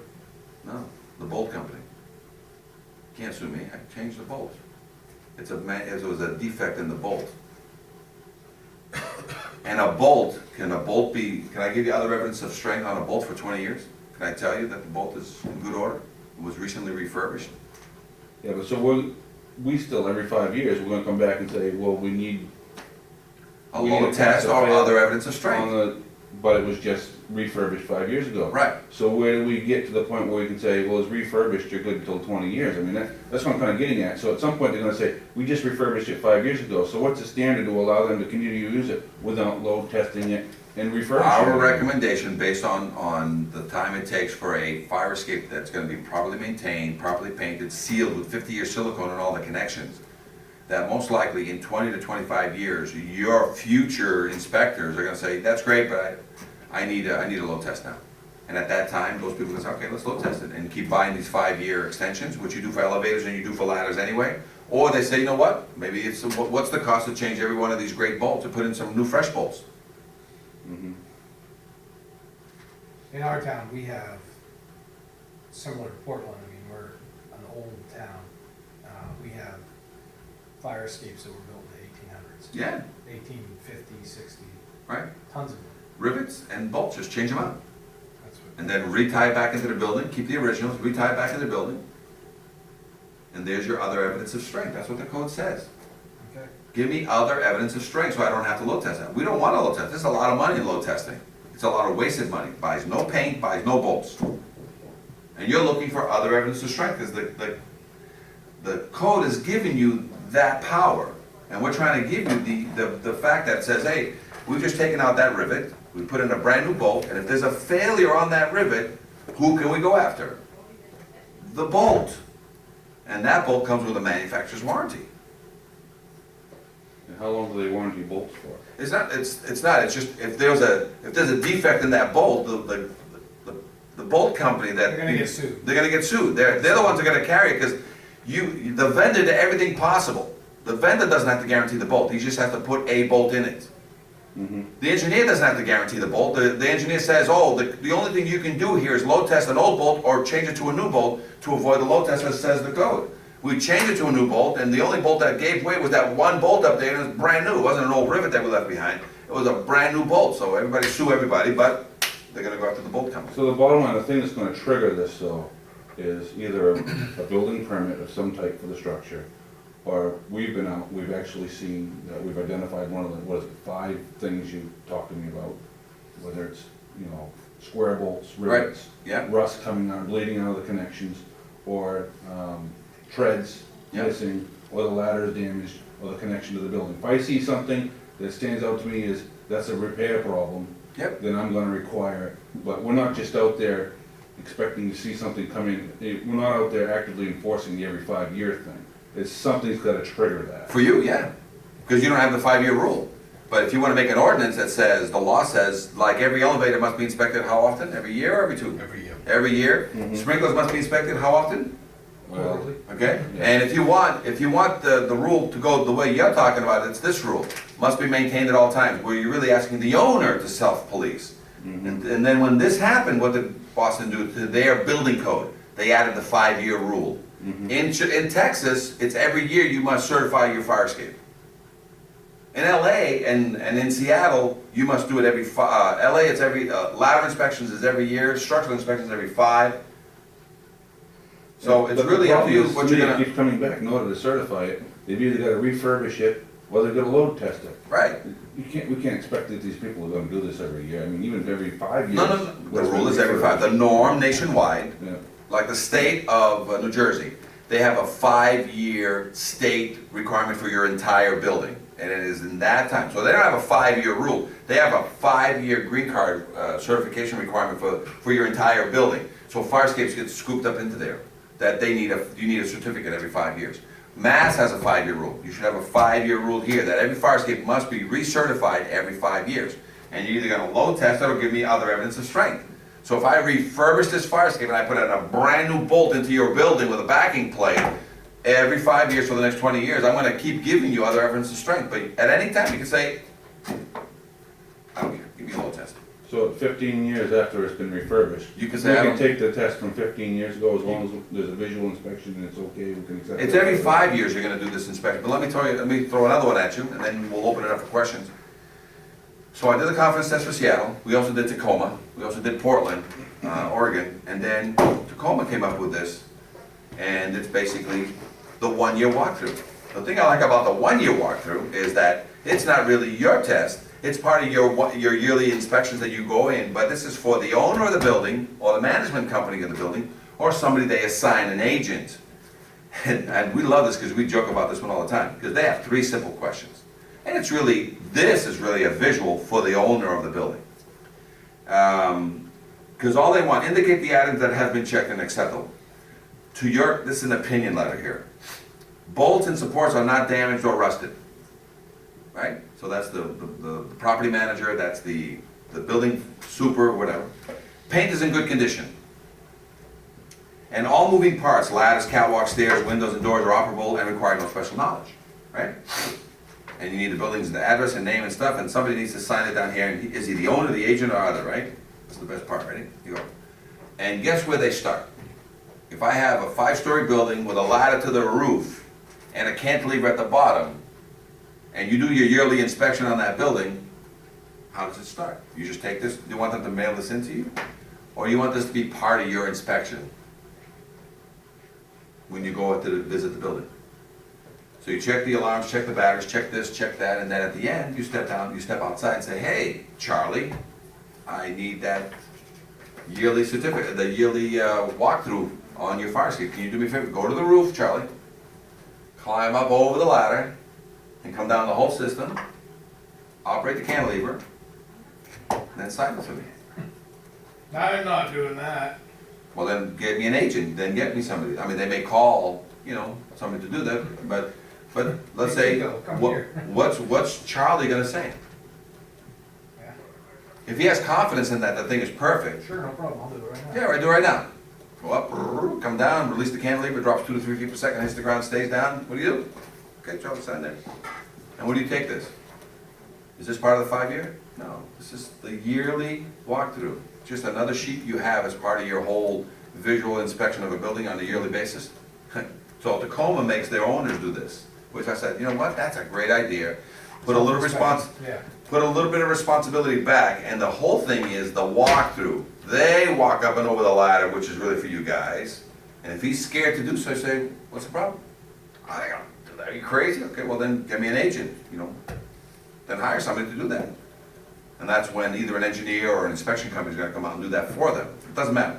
All right, so talk about tags. Every fire escape in Seattle has a tag. Every fire escape in Tacoma has a tag. 100%? No. Did they start it? Yes. 5 years ago? Yes. So every fire escape must have a tag. You inspect the fire escape, pass or fail, I gotta give you a confidence test. Pass or fail, I gotta give you a confidence test, because you know immediately, a situation going on of a fire escape. Pass or fail, I want the results. And then if it gets repaired and painted, then I want to see the repair criteria document that's going to go to the building department as to which way you're going to go spot repair and load test, or you're going to go the full refurb. I want to know, because I want to give the guy a heads up that's going to come and do this thing. At the end, I want a tag on this fire escape. So what you want is these inspections, these inspectors, these engineers, these people to leave behind, when they do the first initial inspection, to leave behind a yellow or red or a white. If the fire escape passes, it's only after the load test can we put a white on there.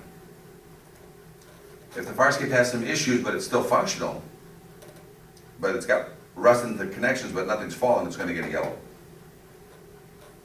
And if it has dangling treads and it looks like it's an imminent hazard, it's going to get a red. And you need to be notified immediately of this. This tagging program that you're gonna get involved with is really gonna, you're gonna get a lot of calls to the mayor, a lot of calls to everybody, basically, when you start. And you need to have a defense, and your defense is, we're not telling people to fix their fire escapes, we're just getting people to tag their fire escapes. It's the same way we tag elevators. We need to know a status condition today, so that when my men go out there and they're gonna use this fire escape, they know whether they can get on it or not. Number two is the tenants in the building need to know whether or not they should be going out there for a smoke or potting their tomatoes or whatever. Because if the fire escape is not in good order, then we need to have a yellow or a red on there. After we get these fire escapes tagged, and I'll put you in contact with Seattle, so you can speak with Jay Farrell there.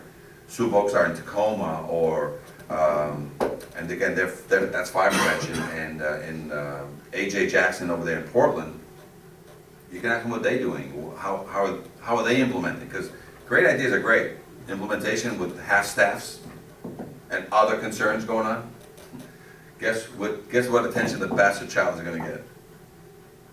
So it's a slow process, as long as you add it to your checklist, and as long as you make it the day-to-day, and you remember that it's the second means of egress, and that you can shut down buildings because of it, then this is gonna sort of percolate up a little bit. But you need a system that everybody's double-checking everybody, and that is, you're writing the right violation that says repair, paint, test. The engineers are using a standard document that you've agreed upon. Is the standard document pass or fail? We're gonna get one of these. We're gonna get a control document that's gonna be working with the building inspector for the repair aspect of it. We're gonna get some form of tag on these fire escape systems, because we're gonna mandate through an ordinance that all fire escapes be tagged, so that we don't rely on whispers anymore between firemen and whether or not we should use a fire escape. Just tag it. You know what I'm saying? And with that, what you're gonna get is a system that's gonna probably take 3 to 5 years to implement.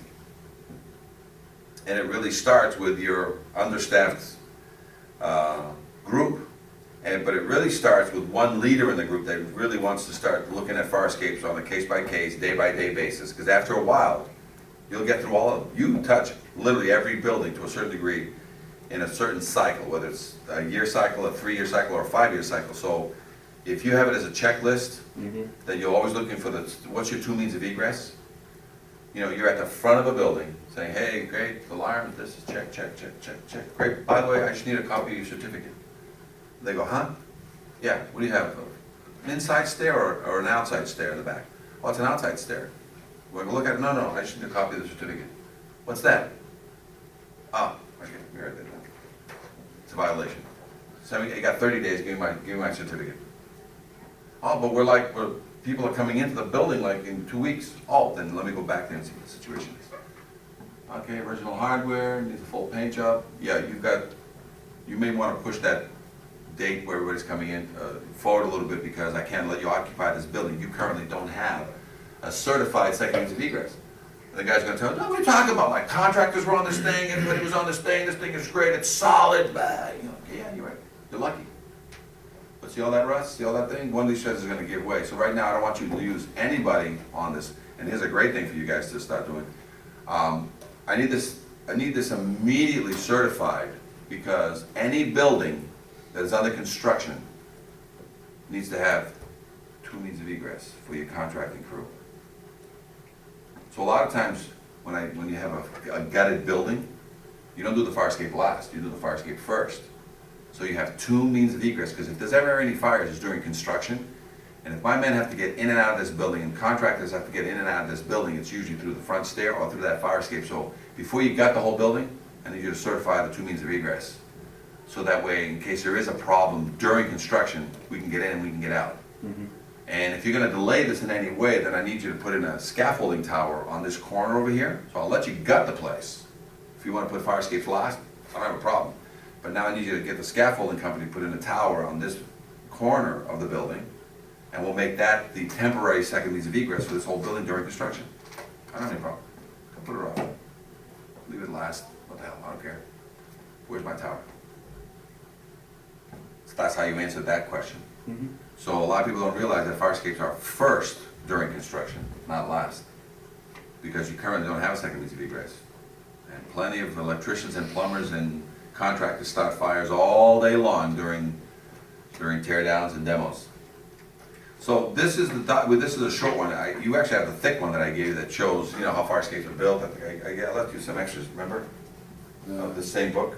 Yeah, I get a whole file and stuff like that. Okay, I got a thicker book, so this is like, just, you know, the answers but now, I mean, we got a nice slideshow and stuff like that, and if you guys wanna walk, did you wanna see, Yeah, well, 264? actually, that's a good one to show, because you can Alright. see all of the different things you're actually looking for.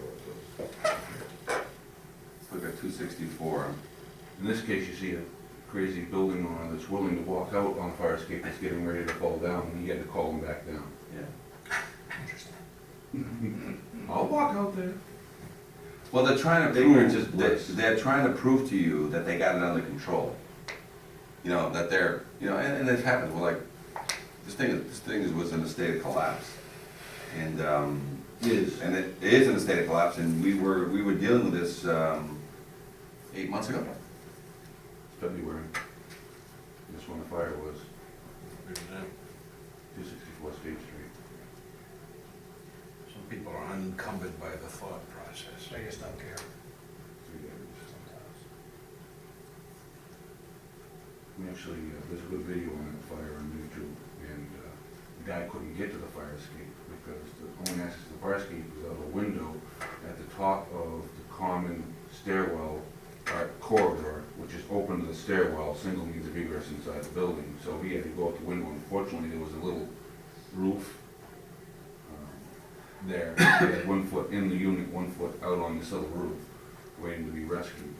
With the smoke blowing out of the hole that gives you access to the fire escape. So, our company is unique when we inspect. We're the only ones doing this nationwide. We walk the job, we photograph it, that's part of the confidence testing. And then, once we photographed all the violations, we then will video talk it, send the client this link with a slideshow, and send you the link with a slideshow. That's the confidence test. It's not a construction document, it's not a bid document, it's not anything other than saying, here's what we found, it didn't pass, has life safety issues. Now let's go to the next step, because if the client doesn't want to move to the next step, which this one didn't, what I gotta say, I'm not gonna say let's do it.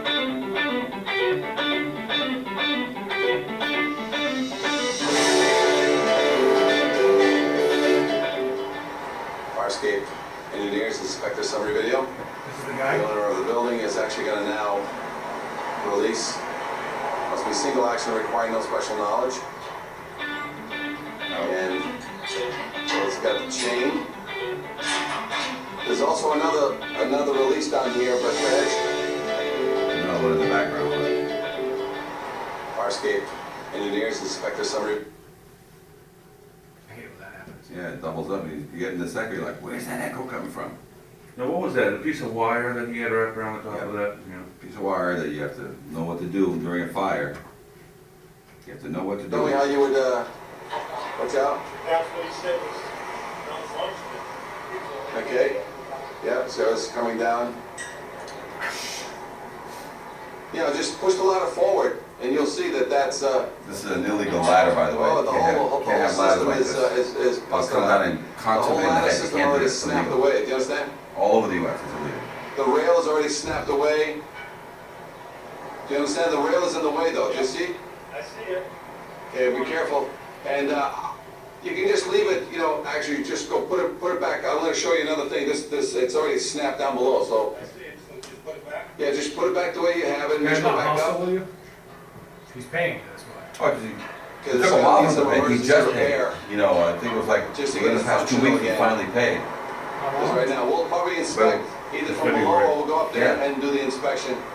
That was just to pay for the inspection, Right. not to fix it. How much for an inspection? It was $489, I think, Where are you located out of? Boston. You did it for $49?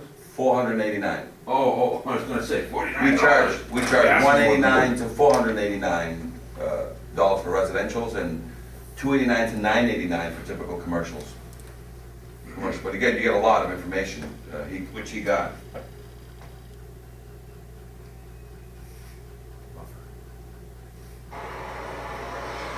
Okay? It's gonna show you the You whole. don't have to do that, just leave that off.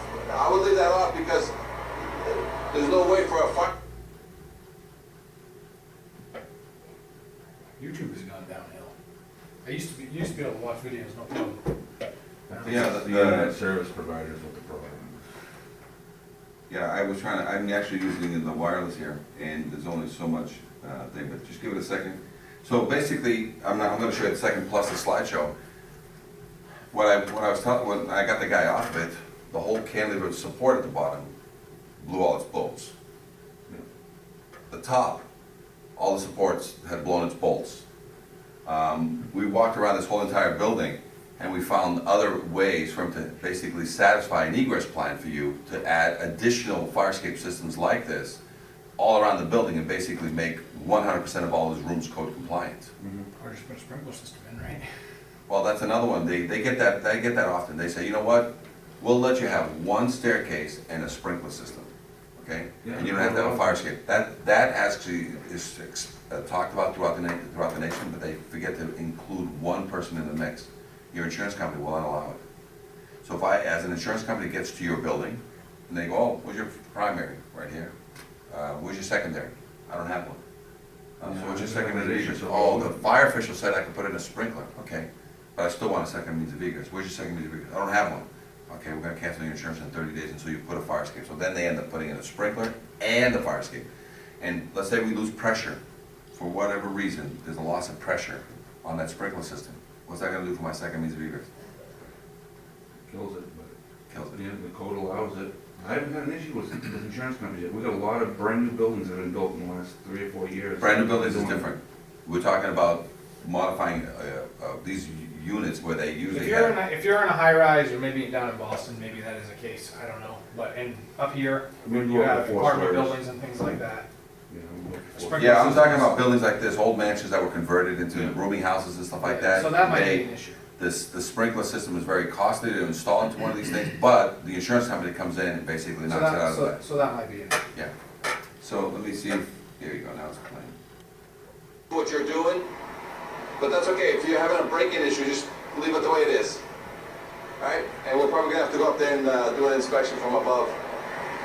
All right, so, Inspector Demers, can you tell me some of the things you're finding?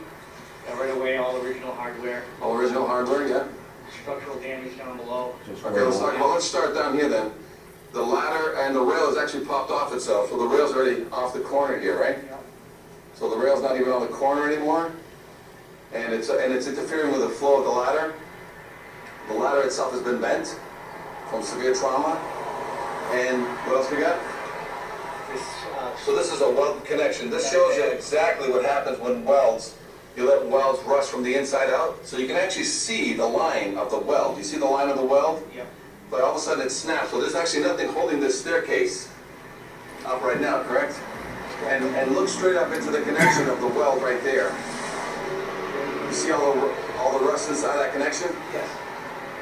So that tells you that this right now, the only thing holding up this whole entire staircase is this platform here. So this bracket, and the bracket's already compromised. It's already fallen off. So the only strength it has, which is that diagonal, is not only disconnected at the bottom, it's no longer connected at the top. A lot of that won't come down, so it's not functional. Now talk about the cast iron. See the cast iron on number 2 and number 3? Yes, all cracked. Now that usually happens from rust jacking and ice jacking, correct? Yes. So as soon as you have a situation where you've got some rust getting in there, the rust will just snap anything that's cast piece. So that's evidence that there's rust. That one's gone. The next one, 2 or 3 up, is another one that's gone and cracked. So that's one of the reasons why they don't use castings anymore. That one straight up is gone. You see that one? Yep.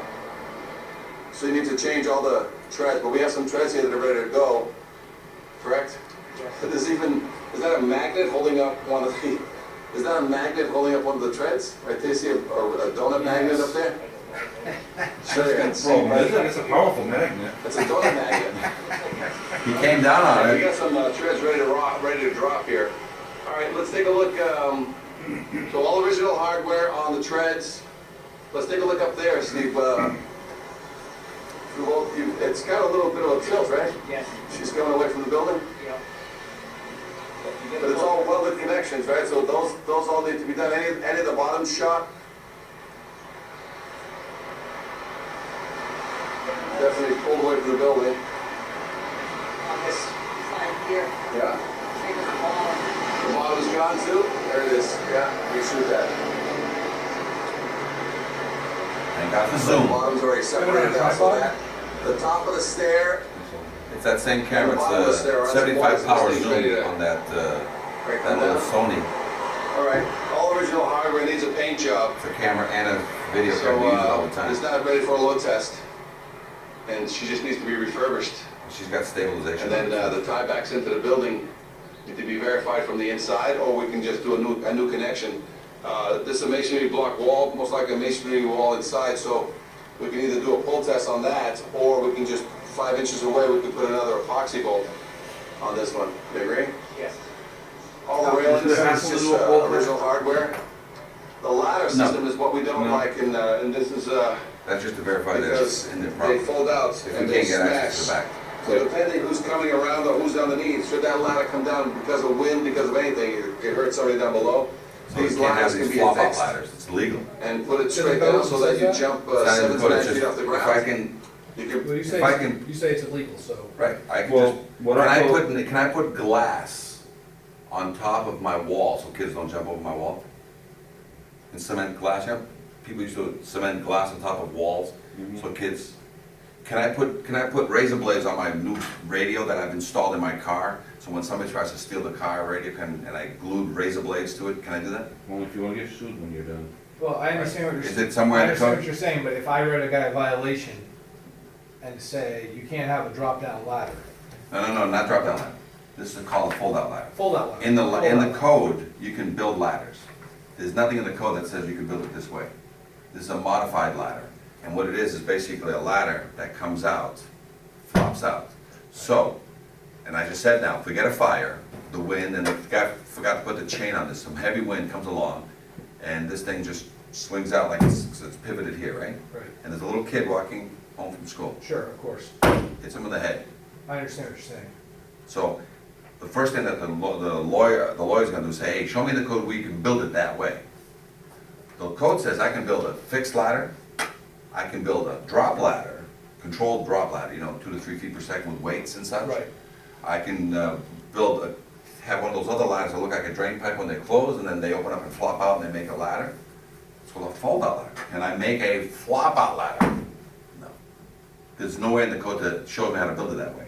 So people came up with this, thinking that and the reason why it's bent, you see how the ladder's bent? On the ground. It slams on the ground and it keeps warping. And aside from that, guess when I'm getting out of the fire and you guys are just arriving on the scene, you're just coming around the corner, I'm like, ha! And I go like that, perfectly timed, what am I gonna do to your skull when this thing comes down? Well, hopefully I'm wearing my helmet, so. It's still gonna put you out. So the main thing about it is if it can cause injury or death, then it's illegal. Well, what does that say in the code? I've just proved to you that it can cause injury or death. That means you can't do it. So usually in the code somewhere it says that it was never designed to be built that way. So if somebody builds it the way they want, this is what it is. So it's not in the code not to build it this way. There's nothing in the code that says you can Just build wondering. it this way. One of the things that's very easily in life safety to look at is a drop-down stair, or a drop-down ladder, has to be from the lowest platform, there's not even a platform there. Yeah. put it to one side.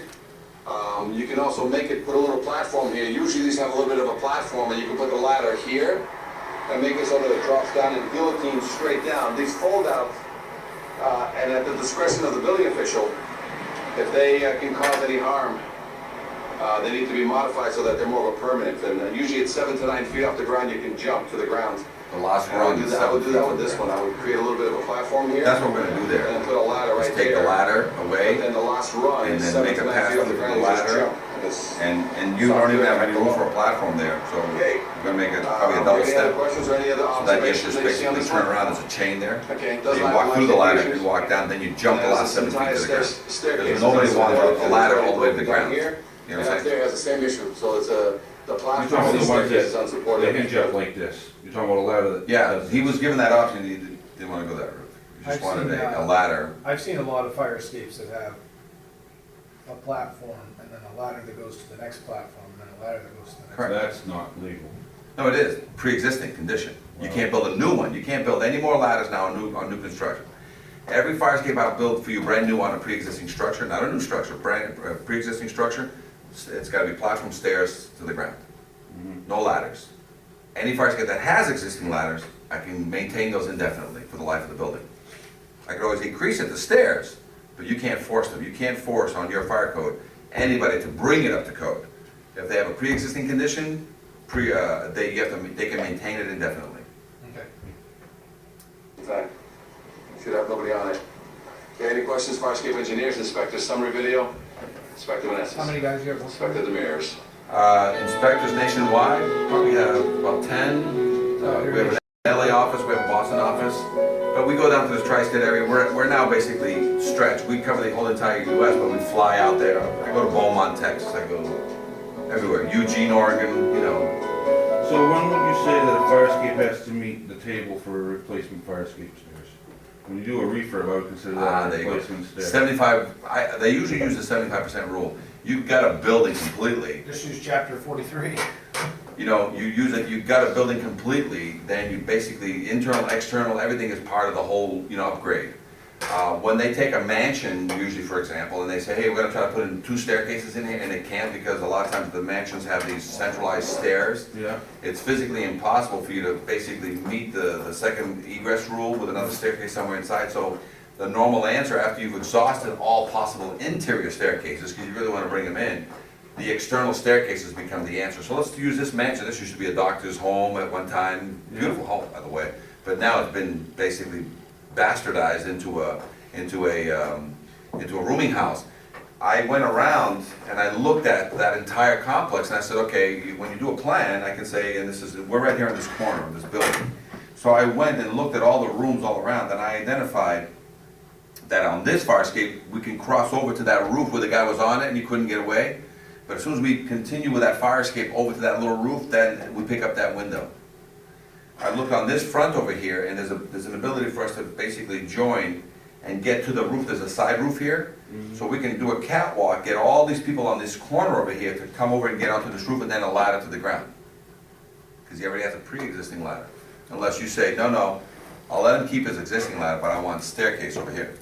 And then on the back side, there's another room that's sort of off, and that could be platforms and ladders to the ground, or full staircases to the ground. Now, this mansion is using fire escapes to satisfy all your requirements for an egress. So they have a main staircase, centralized stair inside this thing, but then they have this, the second means you're allowing a fire escape to be the second means of egress. So let me just say what my thought process is, because there's really 2 tables here. And the tables, I agree that neither one of these tables really apply to existing stairs. However, if you're refurbishing it, I would say it has to apply, you know, you're doing a complete refurbishment. To the fire, no, the fire escape? Yeah, if you're doing a complete refurbishment to the fire escape, you gotta, I mean, you're basically replacing it. No, because everything's staying, we're changing the bolts, it's really a maintenance. Refurbishment, if you're talking replacement, that we're not replacing the whole superstructure staying, changing bolts. Now here's what you have to be careful of. You're gonna have pitchforks and you know, at your doorstep when people say, and torches, yeah. You know, basically, you know, if you have to bring it up to full code, a lot of these window exits, not gonna work anymore. A lot of these staircases can't be 8 and 8, rise and run, has to be 7, 11, and the intent of the law has always been that you're able to maintain it indefinitely.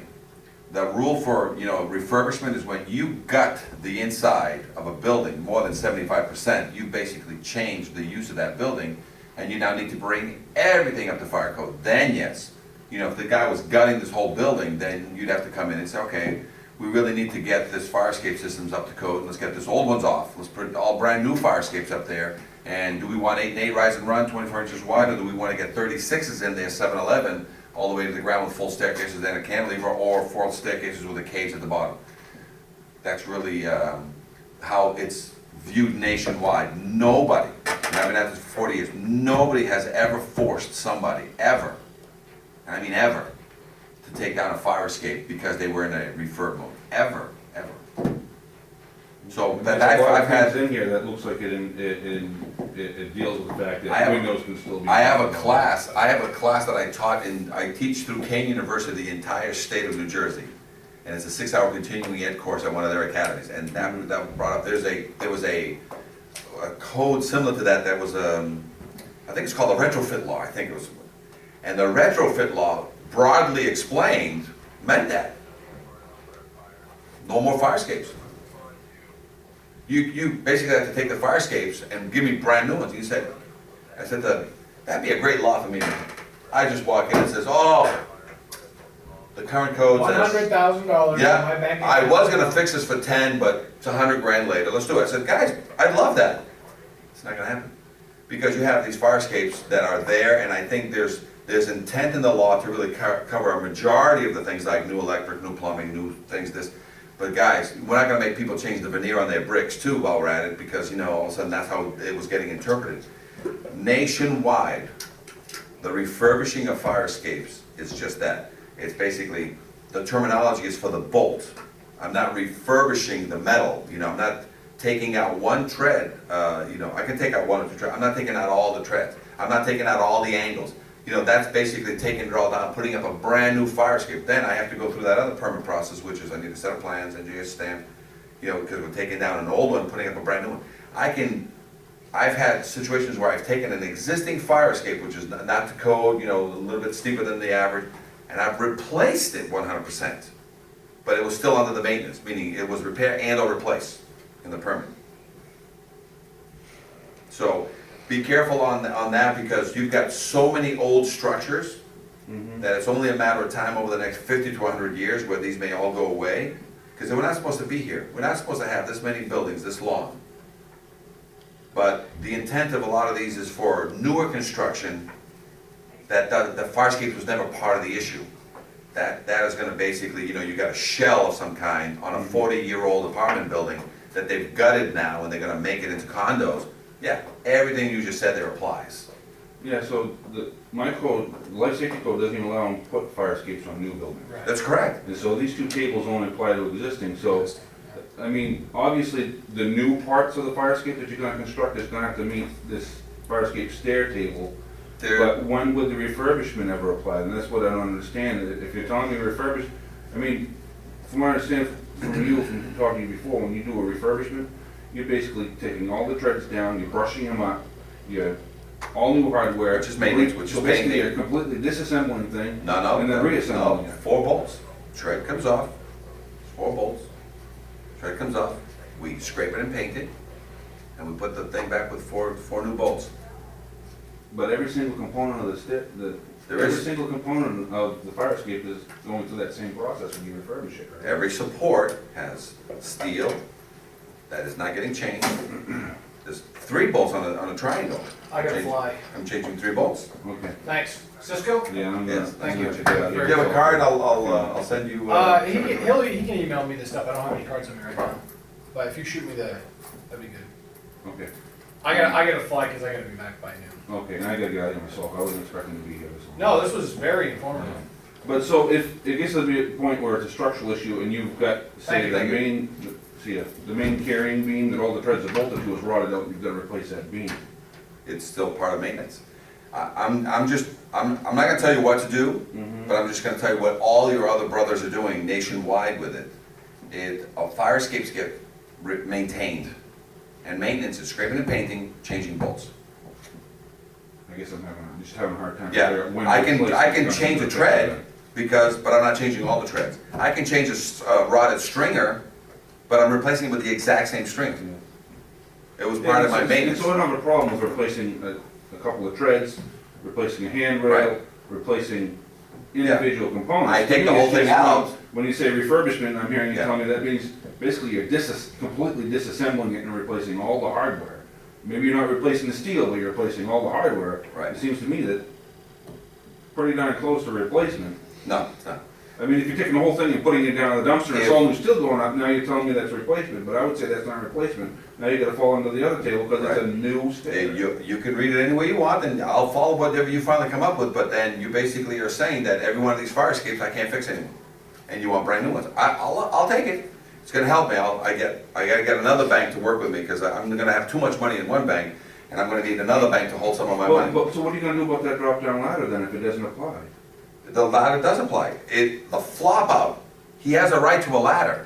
Yeah. I can put that ladder on the side over there if I want to. I don't, so what's my best thing? Knowing all the ways the ladders work, I can say, what can I work with that? I can work there was to take the ladder and make it a fixed ladder at the end of a staircase. It's a pre-existing condition. So basically, he walks down to the end and I have a little chain stopping him from proceeding forward. He can walk through the ladder and turn around, and not walk through, but he just basically go down. That's why I wanted to extend one tread, because we call these Frankensteins, meaning I have to modify them to meet as close as I can what the intent was. And then the ladder's gonna be permanently affixed so that the last rung, he has to jump from the last rung, which is 7 feet off the ground, he jumps to the ground.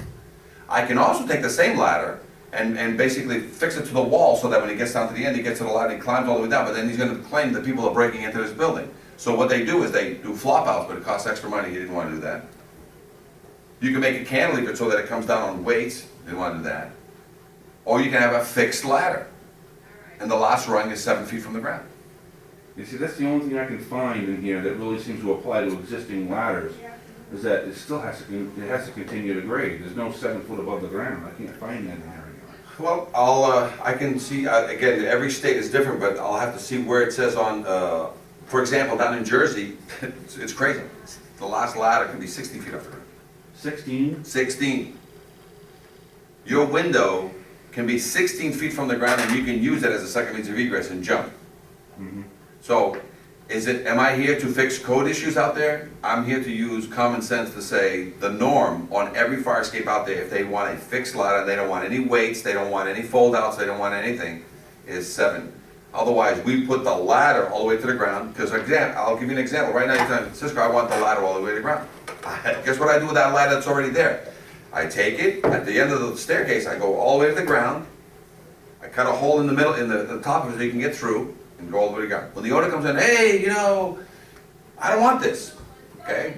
Tell Ben that you don't want this, because your only other option now is to take this and make it with pulleys so that it's up in the air all the time and you release it. Or the flop down. Or I can make the one that just it folds into itself against the wall over here. Yeah. And Ben already told you about that one, it costs extra money. Yeah. Otherwise, what Ben wants right now is, he wants it to completely degrade, because that's what his code said. So I already have a ladder that goes to grade already. I just gotta make it so that it's not one of these where you walk underneath it and you kind of push it with your hand and you throw the flop out, so. I know. But, and a lot of The times. other with that is, if it was repaired and it was put out so it was leaning out with a hook on it, No. that was proper.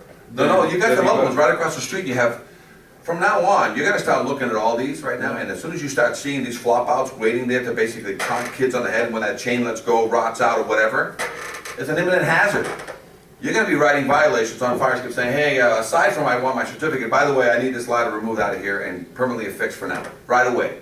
Because why? Because it's an imminent hazard. Why? I'll give you an example. That chain lets go, boom, little kid's gonna get crushed and killed. During a fire emergency, my men are arriving, nobody's coordinating anything, you guys let go, boom, it's gonna knock one of my guys in the skull. Yeah. What I need is that ladder down all the time, just leave it down for now. Until you get this thing inspected and certified, break-ins, well then you wanna get either a flop out, or you wanna take this ladder, create a contraption with weights above it, and basically lift it in the air so that when you release it, it slowly comes down 2 to 3 feet per second and hits the ground. Yeah, which I can't do that either, because my code specifically prohibits the use of cables, for drop downstairs. What? Really? Yeah. So they only want, All they want.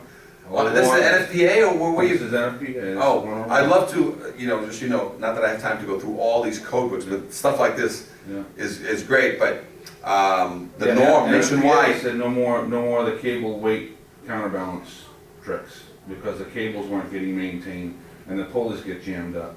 So NFPA just said we're not allowing it anymore. Perfect. Now, the, existing is existing, but no new. okay, so now, okay. So if I make a new one, I gotta use the weighted box cantilever, which is the seesaw one, 2/3, 1/3. So if you're gonna. But an old one I can For maintain. instance, this drop down ladder, you've got a situation that's superior to having to jump. You can't further reduce that. I mean, Right. it doesn't meet the code for a new, but you can't further reduce it if it doesn't already meet. So on the- new construction of fire escapes, no cablings. It has to be a pure weight system. What about existing weight system with the cables? I can If it's maintain them existing, you can maintain it. indefinitely, right? Or I don't improve have upon an it. issue with that as long as it's maintained. I mean, the problem with that, again, cable and pulleys and all that exposed in the main area, Oh, we do, salt we go there, through this all the that time. crap. Yeah, You know, they're not gonna get 20 years out of that refurbishment, they're gonna get 5 or 6, and they're gonna have pulley issues. I mean, even the pulley systems, the old the cast steel iron pulley cable's gonna systems start are a doing this problem. crap, and it's not even gonna fit through the cable again, through the pulley again. so. Right, we get this all the time, so.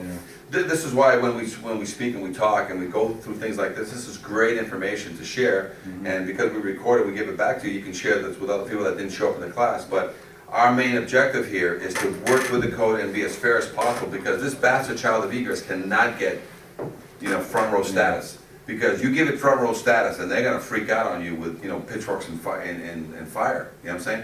But can we do something that makes sense? The answer is yes. Do we have alternatives? Yes. Do we have answers for everything?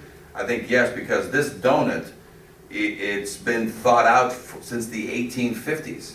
It has not improved in any way because it's a system that was developed correctly 150 years ago, and it was done correctly, and we've pretty much, anything new built today basically copies something that was an answer in the 1850s. Materials have changed a little bit, the bolting has changed a little bit, the regs as far as the rise and runs has changed a little bit, but the system of attachment has not changed. The system of getting up and down has not changed. Cantilevers and ladders have not changed. So we're basically just maintaining indefinitely some of these buildings that maybe in 25, 50 years are not gonna be here anyway. But sadly, you got a lot of these mansions that sometimes you get an oddball duck that you can't get a new staircase inside that building, and you're gonna allow somebody on a pre-existing structure to say, hey, you know what, the only answer, because we've exhausted every possibility, let's put a fire escape in the corner down there. Which we get stuck with it. You can put a new fire escape on an existing building, but not on a new building. And Exactly. Historic wants those buildings to stay. They don't wanna see those buildings torn down. Right, so fire escapes are the Those answer. buildings are gonna be there 300 years from now. We'll see. We'll see, but I gotta work with you guys, and the purpose of these classes is that, and I know you guys all have time limits and things. Do you have any other questions for me because our next thing now is, when I'm gonna be here today and tomorrow, is if you wanna walk down and do some downtown additional training, we do that. We don't have to record it, but we do that to basically give you that additional training to say, don't walk these things anymore from the second or third floor, don't get on them, it's too dangerous. Walk from below and see just some of these common sense things, such as on all these residentials with these flop outs, and right across the street from this job, there's a flop out. You know what I'm saying? So what do you Most of do? them aren't. The ones that aren't don't have anything at all. But most of them Right, say- these flop outs was something that was built because of break-ins. Yeah. That was their answer. Doesn't mean it was right, but that was an answer. So now let's get those things, because they are a danger. And as you saw this guy crawling under one, it just makes no sense. And this building's a great guinea pig building, you know what I'm saying? We have so many problems that you have on this building that you need to answer. And I think the insurance company kicked in on this one because of the fire, but here's the main thing that a lot of people don't understand. Whenever you have a fire escape that gets hit by a truck and it gets one bent bar, I actually have to fix the whole fire escape. The insurance company has to fix the whole fire escape in order to bring it back into operational condition. Not just fix the bar.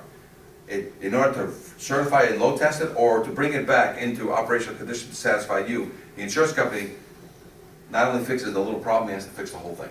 Number two is when there's a fire, sometimes in people's insurance policies, if all of a sudden a fire causes a code upgrade requirement because of the fire, Some of the policies cover that. right. They have This to is- pay for it. That has to be in the insurance. Right, if this is in this policy, that means all this additional fire escape that you're gonna be requiring on this building, it's gonna get picked up by the insurance, or not, but. Unless they determine it's a pre-existing condition, then they don't cover those.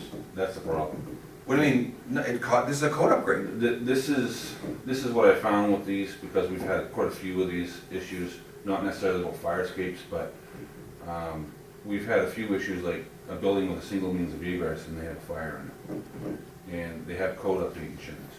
Well, the insurance company comes and say, yeah, you've got code update insurance, but was it in violation of the code before the fire? And if the answer is yes, they won't pay for it. That's been my experience. I see.